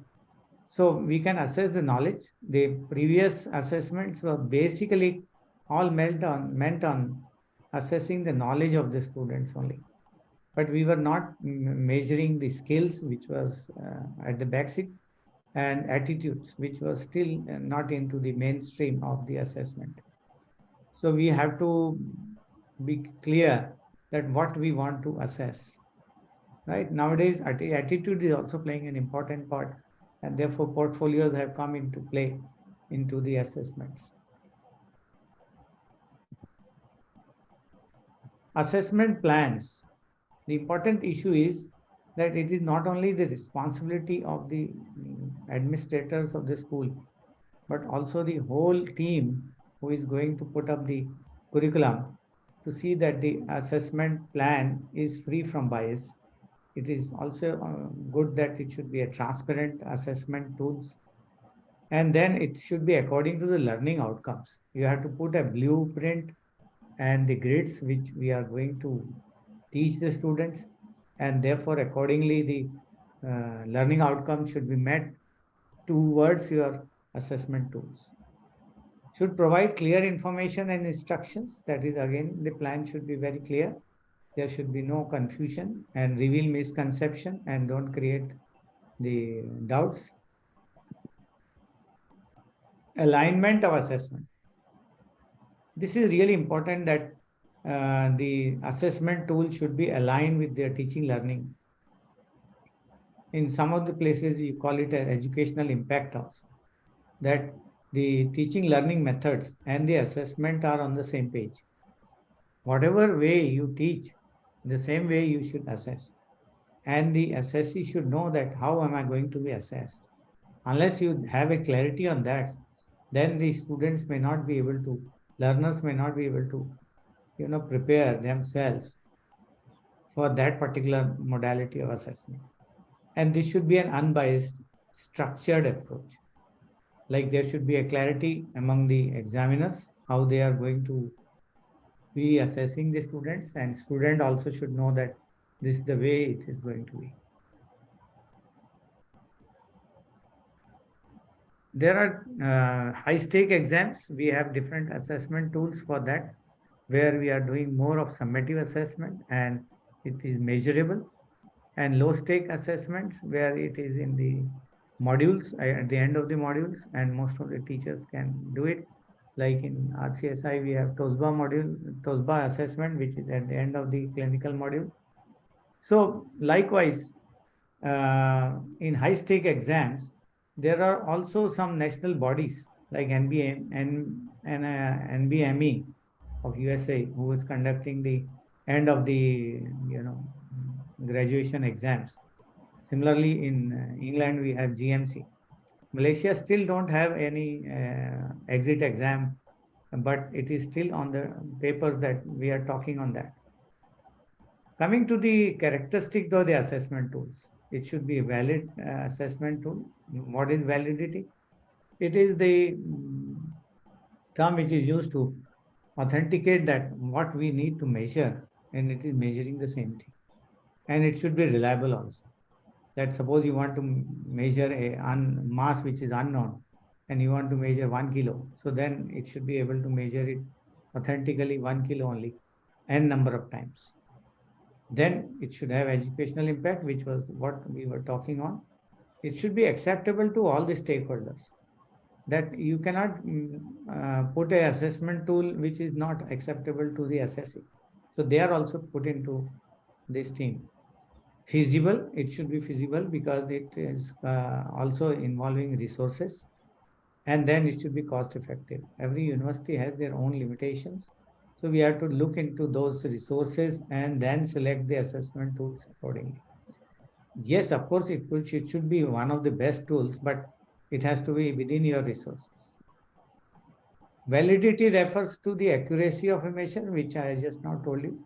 I think you all agree that a valid tool is the one which is more reliable. So when we are talking of measurements, we have to be reliable and valid tools.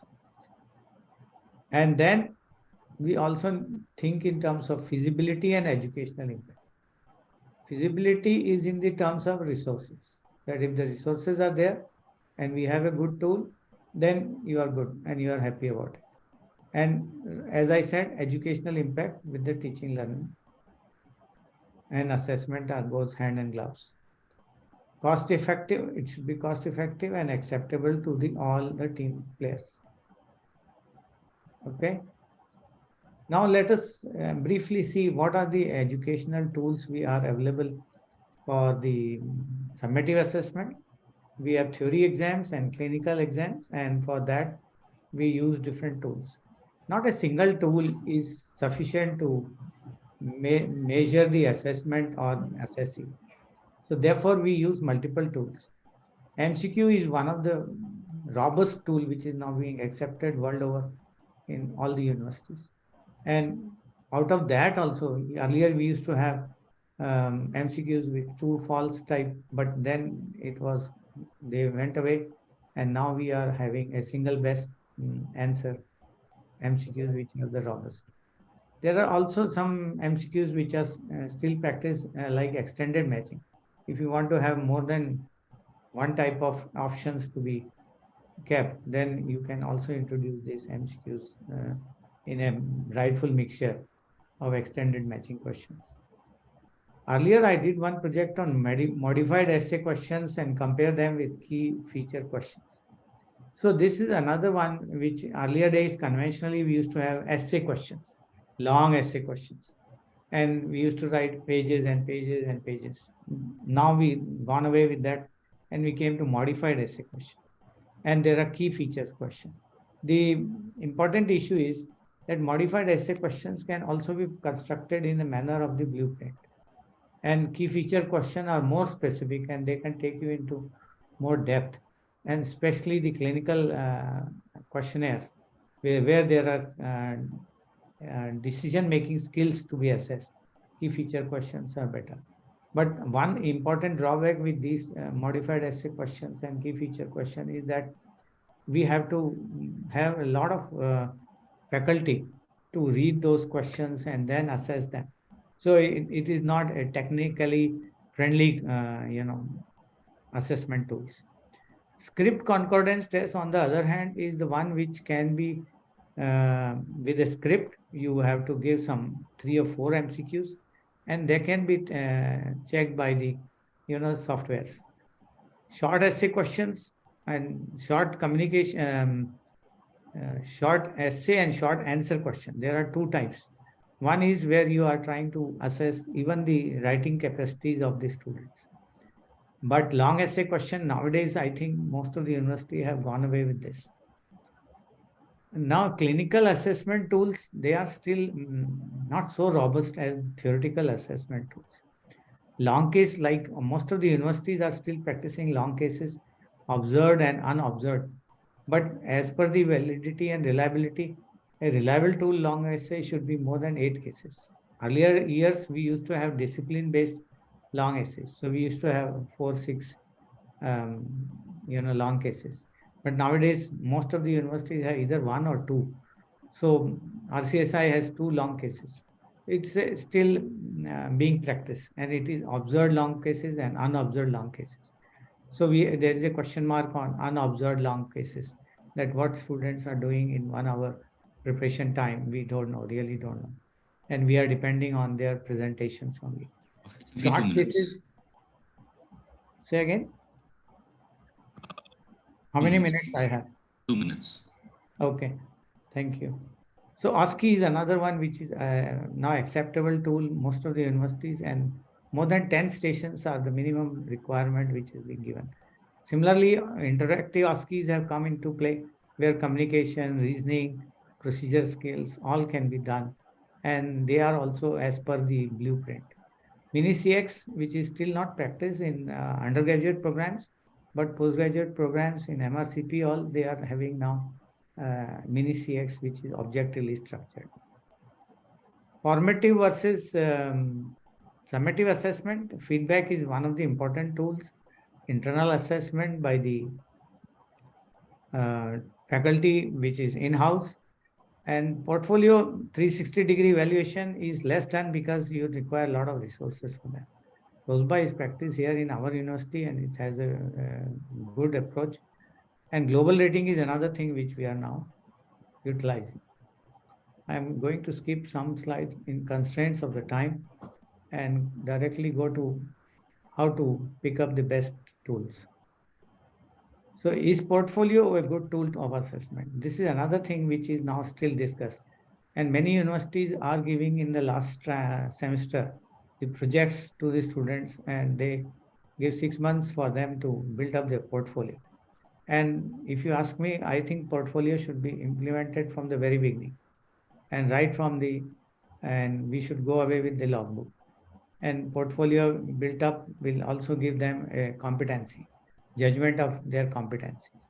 So that is still a method which is under discussion. I have not seen many universities in Malaysia implementing portfolio into their assessment. And this is the typical small versus large toolbox.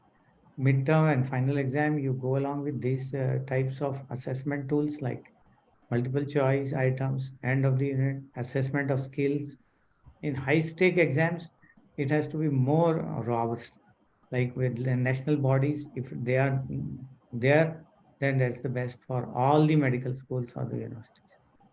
Selection of assessment tools, members of assessment boards or committee, members of teaching and learning committees, academic and clinical professionals, external examiners, medical students, all should be involved. Sorry, I'm going to have to, one last sorry, yeah, because we are running very late actually. Last slide. Thank Okay. you.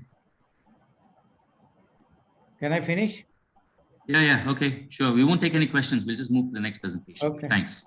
Choose the best or which suits your needs. So choose the tool which is as per their needs. Blueprint of assessment and curriculum outcome. Some outcomes cover more ground than the others. Blueprinting in medical school should have an appropriate assessment format, each outcome.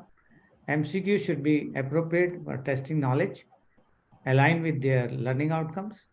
Objectively structured clinical examination for testing skills. And overlapping the format is again important and desirable. So medical school should be able to show that every assessment has been designed to test a particular aspect of the learning outcomes. Thank you very much. Okay, thank you very much, Professor Champi. That was very insightful. I think we won't take any questions because we are already about 15 minutes behind. But if anyone has any questions, you can please ask Professor Champi directly or email him. Thank you, Professor Champi. I think now our next speaker is Prof. Mustafa from the Graduate School of Medicine, talking about resilience. I'm sorry we're running a little late, Prof. Mustafa. You can get started anytime you're ready. Okay. Do you hear me well? Do you see me? Yeah, we hear you and we see you. Please go ahead. Okay.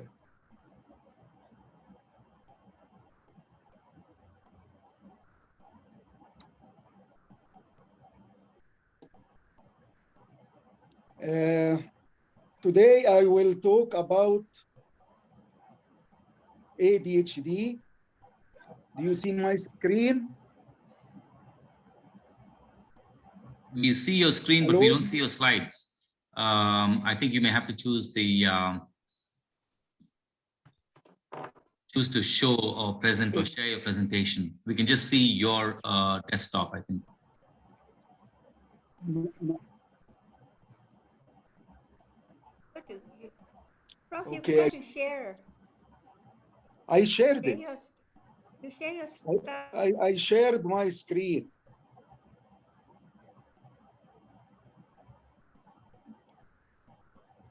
Now my screen is clear to you. Okay, let me talk. If you don't see my screen, I will talk from the slides because the slides are shared in front of me. We will talk today about ADHD among children and among adults later on, and to face the unknown of child resilience, because during COVID-19, it was noticed that children with ADHD, with attention deficit hyperactive child, has been worse in the sense of their clinical situation. And there are causes behind that. One of them, that they are incarcerated in the confinement. You can see now my screen, yes? I think there is a late. So the children were getting worse. And therefore, I present or I prepare this presentation to show you that we have, if we have a further epidemic, we have to be ready for that, because ADHD is a public health problem all over the world, in the Gulf, in Egypt, and probably also in Asia. The disease is generally overlooked, underdiagnosed, or undertreated, because the community usually, as well as the clinician, misdiagnoses ADHD. And 70% of the ADHD children will go into their adulthood with also an ADHD. But the symptoms of adult ADHD differs than the symptoms of children, and a lot of social problems happen among adults, and they will face poor scholastic or poor university achievement, or they could borderline personality and cause harm, or they have comorbidity along with ADHD, so they will have also non-communicable diseases and other physical comorbidity. Adults with ADHD have trouble in listening to you. They are poor attentive personality. They cannot listen to you well. If they read what you have written, they will read it incompletely. They need a lot of reminders to do their getting distracted easily, and they are disorganized, and they are doing careless mistakes, interrupts you a lot, and getting upset easily. They have mood swings. This is adults with the ADHD. And they are also restless and bored when you are speaking to them. If they are speaking, they want you attentive. If you are speaking to them, they are restless and they hurry you up to finish whatever you want to say. And the comorbidity of ADHD among children and among adults are anxiety disorders, more likelihood for injuries and accidents, peer problems and vocational problems, learning disorders, and behavior problems. Now I will start with the methodology of my paper. I did non-systematic review where the word ADHD and adolescence were exploded using the PubMed. And then I added to the search the keywords resilience, mental health, and COVID-19, and limited it to the age group of adolescents. Adolescents are part of childhood age. The search revealed very few articles. It's not very few, it means around only 200 articles from the whole Arab world, all over the previous years. I mean, during the last 30 years, only around 200 articles were on ADHD, and the studies have read with care, and I sent this paper for publication in one of the PubMed index and scope.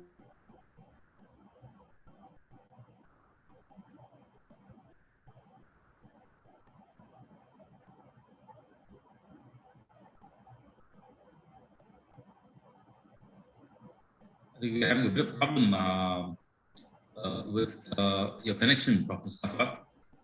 Are you able to hear us?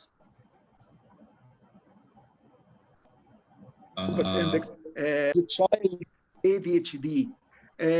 These comorbidities, I gave a hint about them, but this is not the problem. The problem are the challenges that these comorbidity halt or carry. For example, ADHD among adolescents are comorbid with alcohol use disorders. And given that most of the Arab worlds and even here in Malaysia, the majority are Muslims, we have stigma to announce or to tell the doctor that we are alcohol drinker or we booze sometimes or we use illicit drugs. And that's why the disease still underestimated and underdiagnosed. Also, one of the challenges is the domestic violence among ADHD adolescents. ADHD adolescents are more likely than any other adolescents to be physically abused. And when they are getting old, they are more likely to abuse their partners and abuse their children. And we always say that victims become tomorrow victimizers. There are some biomarkers for ADHD, especially for children, but unfortunately, we never find any research relating these biomarkers, which is here, they are D448, any of these biomarkers related to adult ADHD, because it will relieve us from a lot of burden in depicting and in diagnosis this malignant syndrome among adults. Sleep disorders are very common among ADHD patients, either adolescents or adults.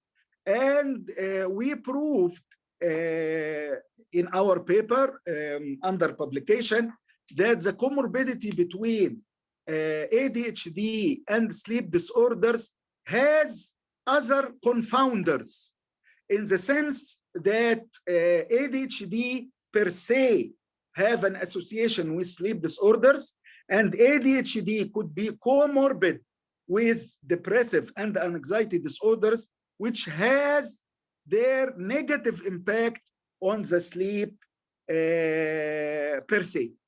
And also adult ADHD is comorbid sometimes with homosexuality or LGBT, because some studies in substantial amount of sampling among adolescents in Australia proved that 15% of this sample were having or reporting ADHD symptoms than others, which is quite higher than the normal population. What are our recommendations? Our recommendation is the school-based mental health programs, which in general in the Arab world or in the developing world in general are not functioning well in diagnosis and management of mental health disorders, because we aim for early diagnosis of the disease. The early you can diagnose ADHD among child and adult, the better will be the prognosis and the disease. And we cannot overlook fighting stigma, because mental health stigma is one of the impediments or the challenges for treating the disease and improving the community awareness regarding the mental health issues in general and ADHD specifically. ADHD is comorbid, could be also comorbid with ataxia, could be comorbid with, with dyslexia, could be comorbid with learning disorders, whatever its types. And I'm hearing sound from the background. Guys, can you switch off your mics, please? If you're not talking, can you switch off? Sharon, can you switch off your mic? Sharon, can you switch off your mic, please? So ADHD are comorbid with dyslexia and learning disorders.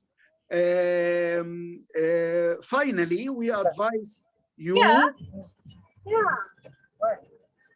There are some people talking in the background. Yeah, guys, can you please switch off your mics? Okay. Sorry, carry on, carry on.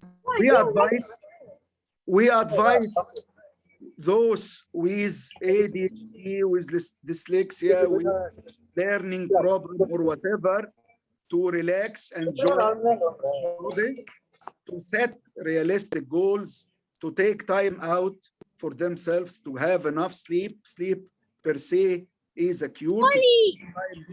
With friends and to talk about and express your feelings, and to stop smoking and alcohol consumption, avoid illicit drug, keep active and eat well and develop new skills. And thank you very much. Prof. Mustafa, sorry about that disturbance in the background, but I'll tell you, it's okay, sir. Your presentation was very concise, up to the point, absolutely interesting, and you kept a close eye on the time. And thank you very much. I'm not sure if we can allow any questions because it's we're tight, but can I ask you just one question? Yes, sir.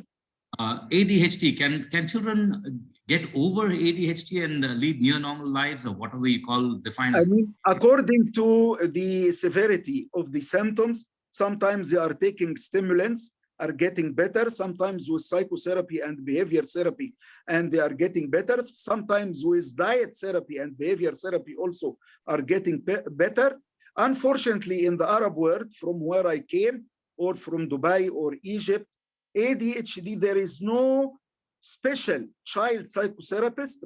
In the United States, there are a lot, and I know some of my friends' children are getting better and getting over it.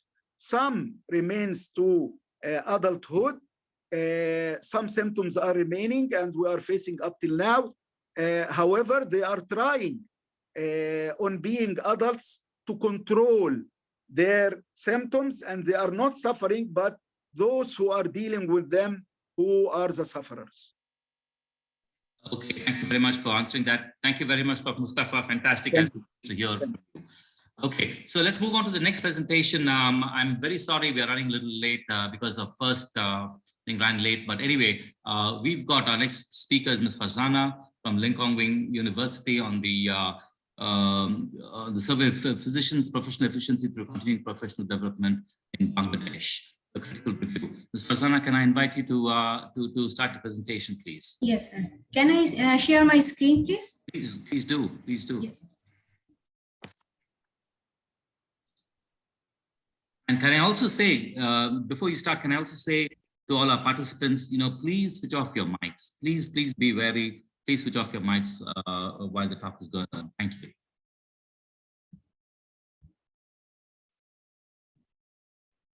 Yes, you can start.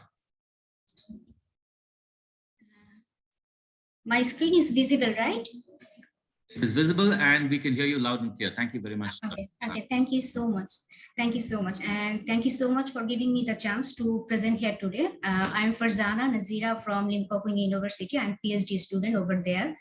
And my presentation topic is an opinion survey of physicians' professional efficiency through continuing professional development in Bangladesh, a critical review. Continuous training is important for any professional career. It is all the more crucial in the health sector, given the nature of this profession. Training is necessary if one wishes to achieve professional excellence, which is directly proportional to the professional effectiveness of physicians. Because the purpose of this study is to evaluate the connection between the CPD and the professional efficiency of physicians, networking, latest technology, and updated treatment knowledge. This research considered only the private sector of Bangladesh. And the purposive sampling was collected, purposive sampling was used, and the data was collected and compiled through the SPSS. There are many definitions of CPD. Among them, according to the Agency for Health Consumers in 2013, CPD is systematic maintenance, improvement, and continuous acquisition and reinforcement of the lifelong knowledge, skills, and competencies for health professionals. It is pivotal for meeting patients, health services delivery, and individual professional learning needs. The term acknowledges the wide-ranging competencies need the practicing high-quality care delivery and multidisciplinary context of patient care. Research gap. There are two research gaps that I found for this study. Number one is after completing the medical degree, most of the physicians start their work life, but they are not focused on CPD. So they are far behind in getting the updated knowledge. CPD improve physicians' effectiveness by increasing their expertise in areas such as patient diagnosis, medication, and referral with appropriate specialists. And another research gap is in Bangladesh, CPD is not mandatory. In addition, CPD requirement for the physician's licensure should be incorporated into law. The main objective of this study is to assess the impact of CPD on professional efficiency of physicians in Bangladesh. And CPD updates physicians' networking and the latest technology and updated treatment knowledge, which can improve physicians' work effectiveness. And the specific areas are to evaluate the networking among health workers, enhance physicians' efficiency, to assess how the knowledge is how the knowledge of the latest technology increase physicians' professional efficiency, and to determine how updated knowledge in treatment gained by CPD can affect physicians' professional efficiency. And here is the conceptual framework. The DB is professional efficiency, and the IB, which is gained through the CPD, is networking, latest technology, and updated treatment knowledge. And based on the conceptual framework, there are three hypotheses. Number one is the significant relationship between networking and professional efficiency. Number two is the significant relationship between technology and professional efficiency. And number three is the significant relationship between updated treatment knowledge and professional efficiency. In networking, CPD provides an opportunity to network with other physicians, senior physicians, and other health workers, which is turn provides an opportunity to advance one's career. And participating physicians can more easily obtain the most recent information through the using of networking. In latest technology, the CPD program gives physicians in the opportunity to learn about most recent advances in medical technology. And in CPD training program, the invited speakers come from the different variety of the fields, and they each contribute their most recent insights, experience, expertise in the newest technology and technological know-how. CPD consistently contribute to an increase in the treatment knowledge, and it also allows the physicians to obtain the most recent information on topics such as drugs, medicines, imaging, surgery, diseases, and the connection between physicians and their patient. Methodology. A cross-sectional survey was used for this study, and a purposive sampling method and quantitative approach. A brief survey was done for this study, and after filtering all, the researcher selected final 100 physicians for this study. The information for this study was collected from a number of private hospitals in Dhaka city, which is capital city of Bangladesh. And for this study, a 23 question item was created, where 3 is demographic question and rest of the question is related to the topics. And those questions are included in 5-point Likert scale, which is most popular. And 1 is indicated here strongly disagree, and 5 is indicated here strongly agree. In July 2022, a random sampling of 500 hard copies of the questionnaire was distributed to the physicians in private hospitals in order to get information from the physicians who are especially difficult to get questionnaire were given out by the HR department. After waiting 2 weeks, researcher get a total of 268 questionnaire. On the other hand, 133 out of 268 surveys were discarded because they have doubtful answer or inadequate responses. And because these studies are considered minimum 10 years of experience physicians, so 35 were eliminated because the respondent had less than 10 years of experience. And here is the result. The demographic in gender, 52% is the highest in female category. In age, 84% is the highest in 41 to 50 age category. And in work experience, 51% is the highest in 11 to 15 years working experience. And here is the result. All the relation is here significantly correlated with each other and in 0.05 level. All the result outcomes are supported here.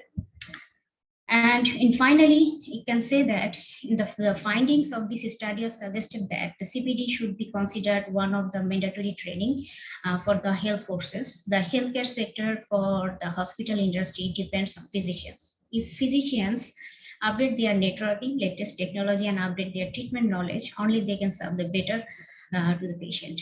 The regulatory body should focus on this issue, and CPT should be a mandatory field for healthcare professionals. Physicians must be a lifelong learners to provide the best care for their patients. CPT activity can be transformed. Physicians' professional practice can transform workplace cultures, can transform physician skills, knowledge, and overall. CPT training keeps a physicians current and today's globalized and social climate. It also helps them to feel more confident and serve both in patients and the organization. And thank you so much.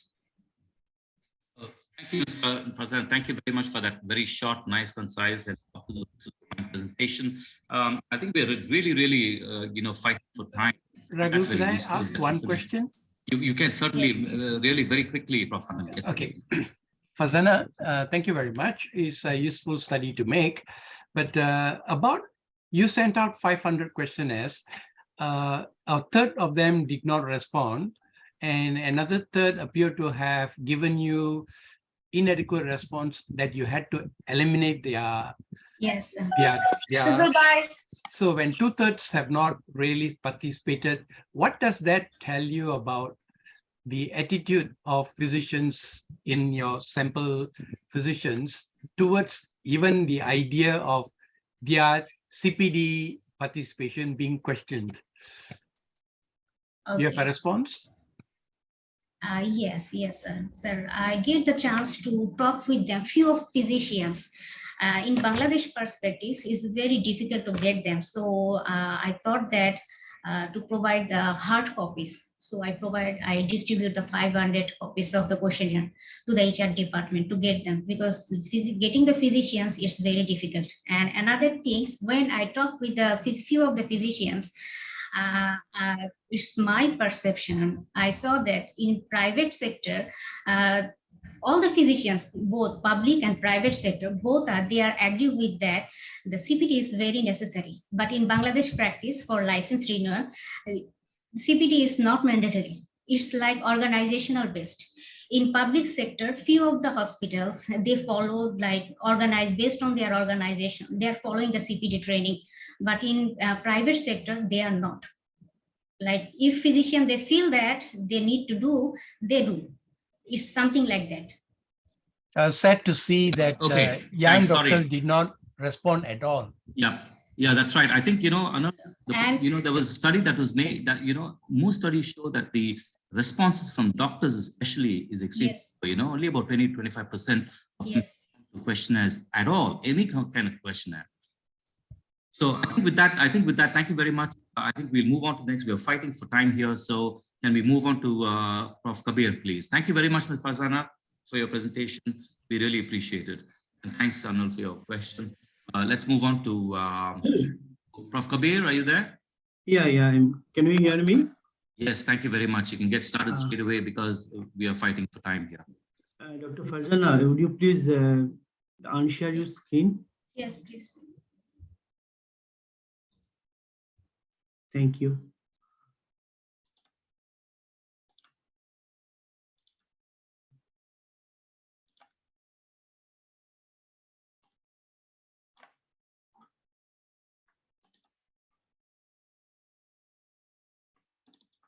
Are you able to see this? Yes, we're able to see and we're able to hear you. Thank you. Okay. Yes, I'm directly starting my presentation without any brief introduction. Thanks to the conference committee for allowing this paper. The paper I'm going to present today is the association between comorbidities and complication with the outcome of melioidosis patient in hospital type in Malaysia. Okay, the doctors from the hospital typing as well as faculty members from the Quest International University conducted this study. Before going to my presentation, a brief on melioidosis. It is an infectious disease caused by the Burkholderia pseudomyeli, an environmental bacterium found in soil in the tropics. Okay, it's a motile, aerobic, non-swarming, gram-negative bacilli. So in course of the disease, the white mode actually first invented in Burma 1912, and subsequent years it was also invented, discovered in Malaysia and Singapore. And within 2 decades, it was also found in Vietnam and Indonesia.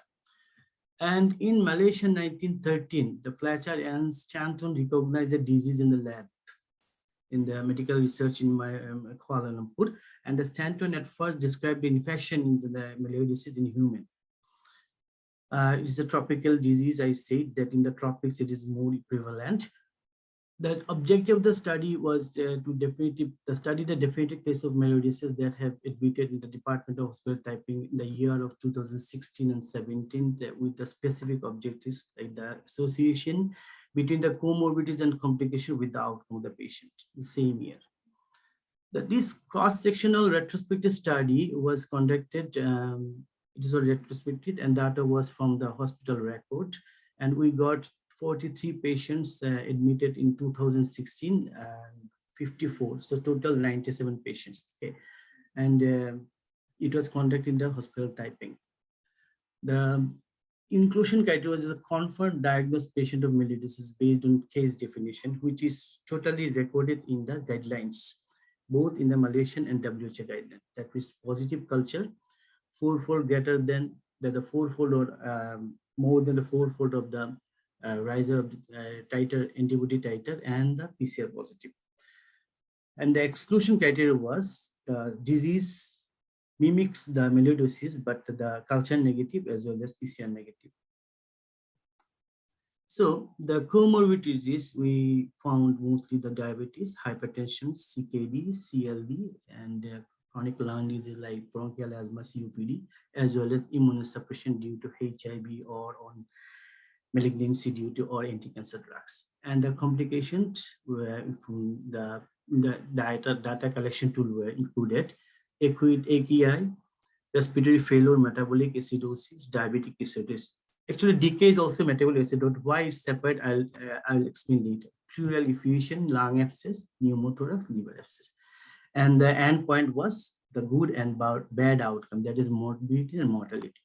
So the bad outcome was any study subject developed any complication or transferred to the ICU due to severe complication and or death. And resolution of the all clinical features, culture negative, was under the consideration of the good outcome. So we have done both the descriptive and inferential statistics, the latter by means of chi-square test. So the ethical consideration, we got the National Medical Research Register approval as well as the institutional approval, and it was taken ethically accordingly. The confidentiality of the patient's data was maintained strictly.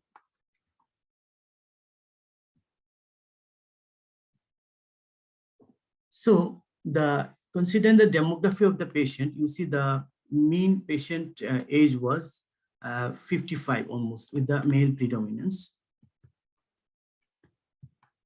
And we got the patient from all the departments, mostly from the medicine. So about 75% was diabetes, the comorbidities, followed by hypertension, CKD, and lung disease. And considering the complications, AKI was the most prevalent, it's almost 45%. Then respiratory failure, metabolic acidosis, DK, pleural effusion, liver abscess, splenic abscess, lung abscess, osteomyelitis, pneumothorax, and varicose zoster infection, only one.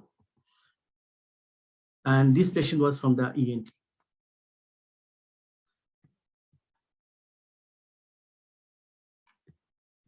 Okay, so you see the mortality was more than 50%. More than 50% mortality and the good bottom. So it is very dangerous disease, definitely. And considering the association, the inferential statistics, what it describes, you see, the most dangerous one is diabetes. You see, with the diabetes, the mortality is 41%, is statistically significant.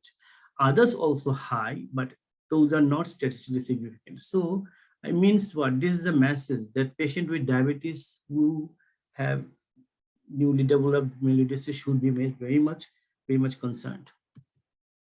And considering the complication, the fast food, that is AKI, respiratory failure, metabolic acidosis, and the DKA, the mortality is very high, and all are very statistically very highly significant. And interestingly, I found the AKI patient, most of them patient underwent cardiac arrest in the form of assistole. Most of the patient, they underwent cardiac arrest and the form was assistole. But the other complication like pleural effusion, lung abscess, liver abscess, clinic abscess, and pneumothorax those are not found statistically significant with regarding the associations. Okay, the presently melioidosis is endemic in Malaysia, Thailand, Singapore, and Australia. The study says in PARAC, because this study was conducted in PARAC, is also already a notifiable disease. And this organism behaves as an opportunistic pathogen and occurring predominantly those having predisposition condition, risk factors. And diabetes is the most common predisposing factors, about more than 40%. The guideline, Malaysian guidelines, SABA, is said, okay, which is very much consistent with our study. And our study also support that CKD, that means that you see the mortality also developed CKD in 11%. We got 15%. A review case report in melioidosis in Malaysia, they showed that among various complications of melioidosis, liver abscess were 18% and splenic were 17%, whereas we got liver abscess 7%. In Pahang, overall mortality rate was 54%, and our study got 51%, very close. So the take-home message is the melioidosis is a life-threatening systemic infection with a variety of complications. It often a rapidly progressing illness with high mortality, particularly among those with diabetes mellitus. So it should be considered when managing any septic diabetic patient.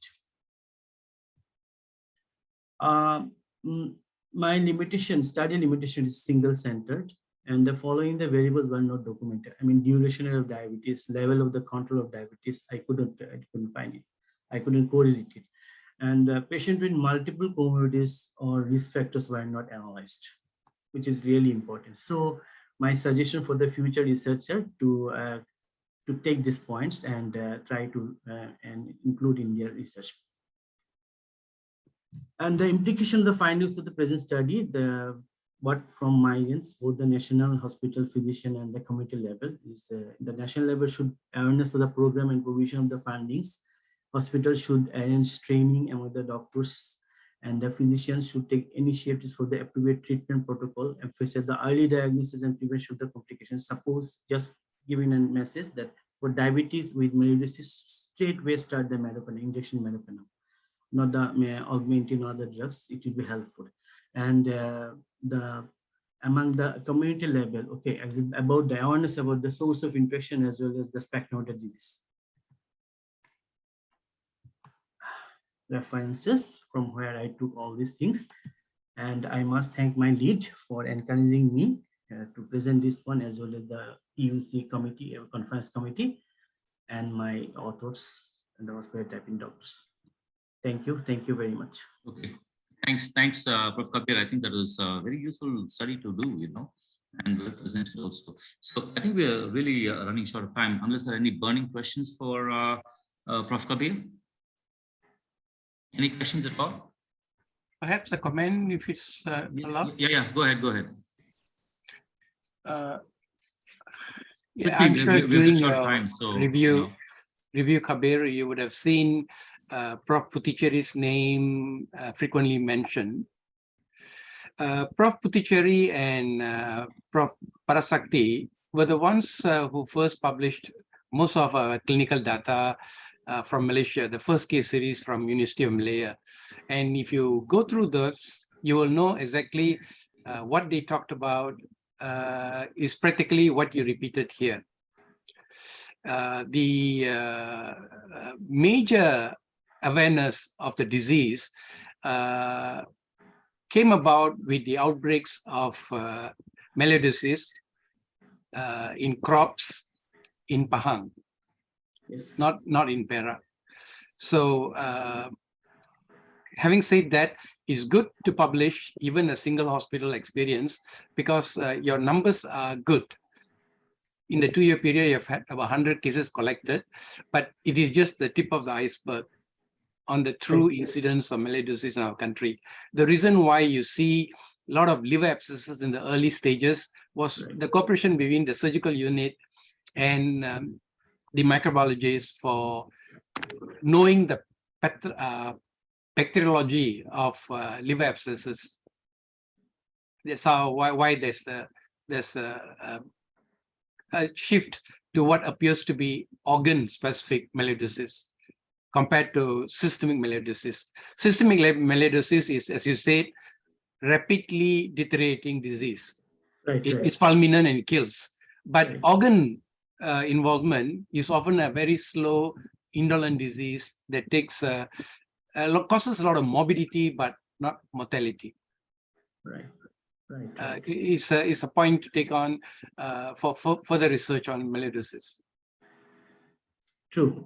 Thank you, Prof, for adding your valuable comment. Thank you, Prof. Okay, excellent. I think point well made. And I think with that, we'll just stop the session because we've got to go on to the next one. Thank you very much for all our speakers. Thank you for taking the time. Thank you for, I'm sorry, I just rushed you on because we were really following. No, I think it's the same stream, Raghu. The same stream? We just stay on? It looks like.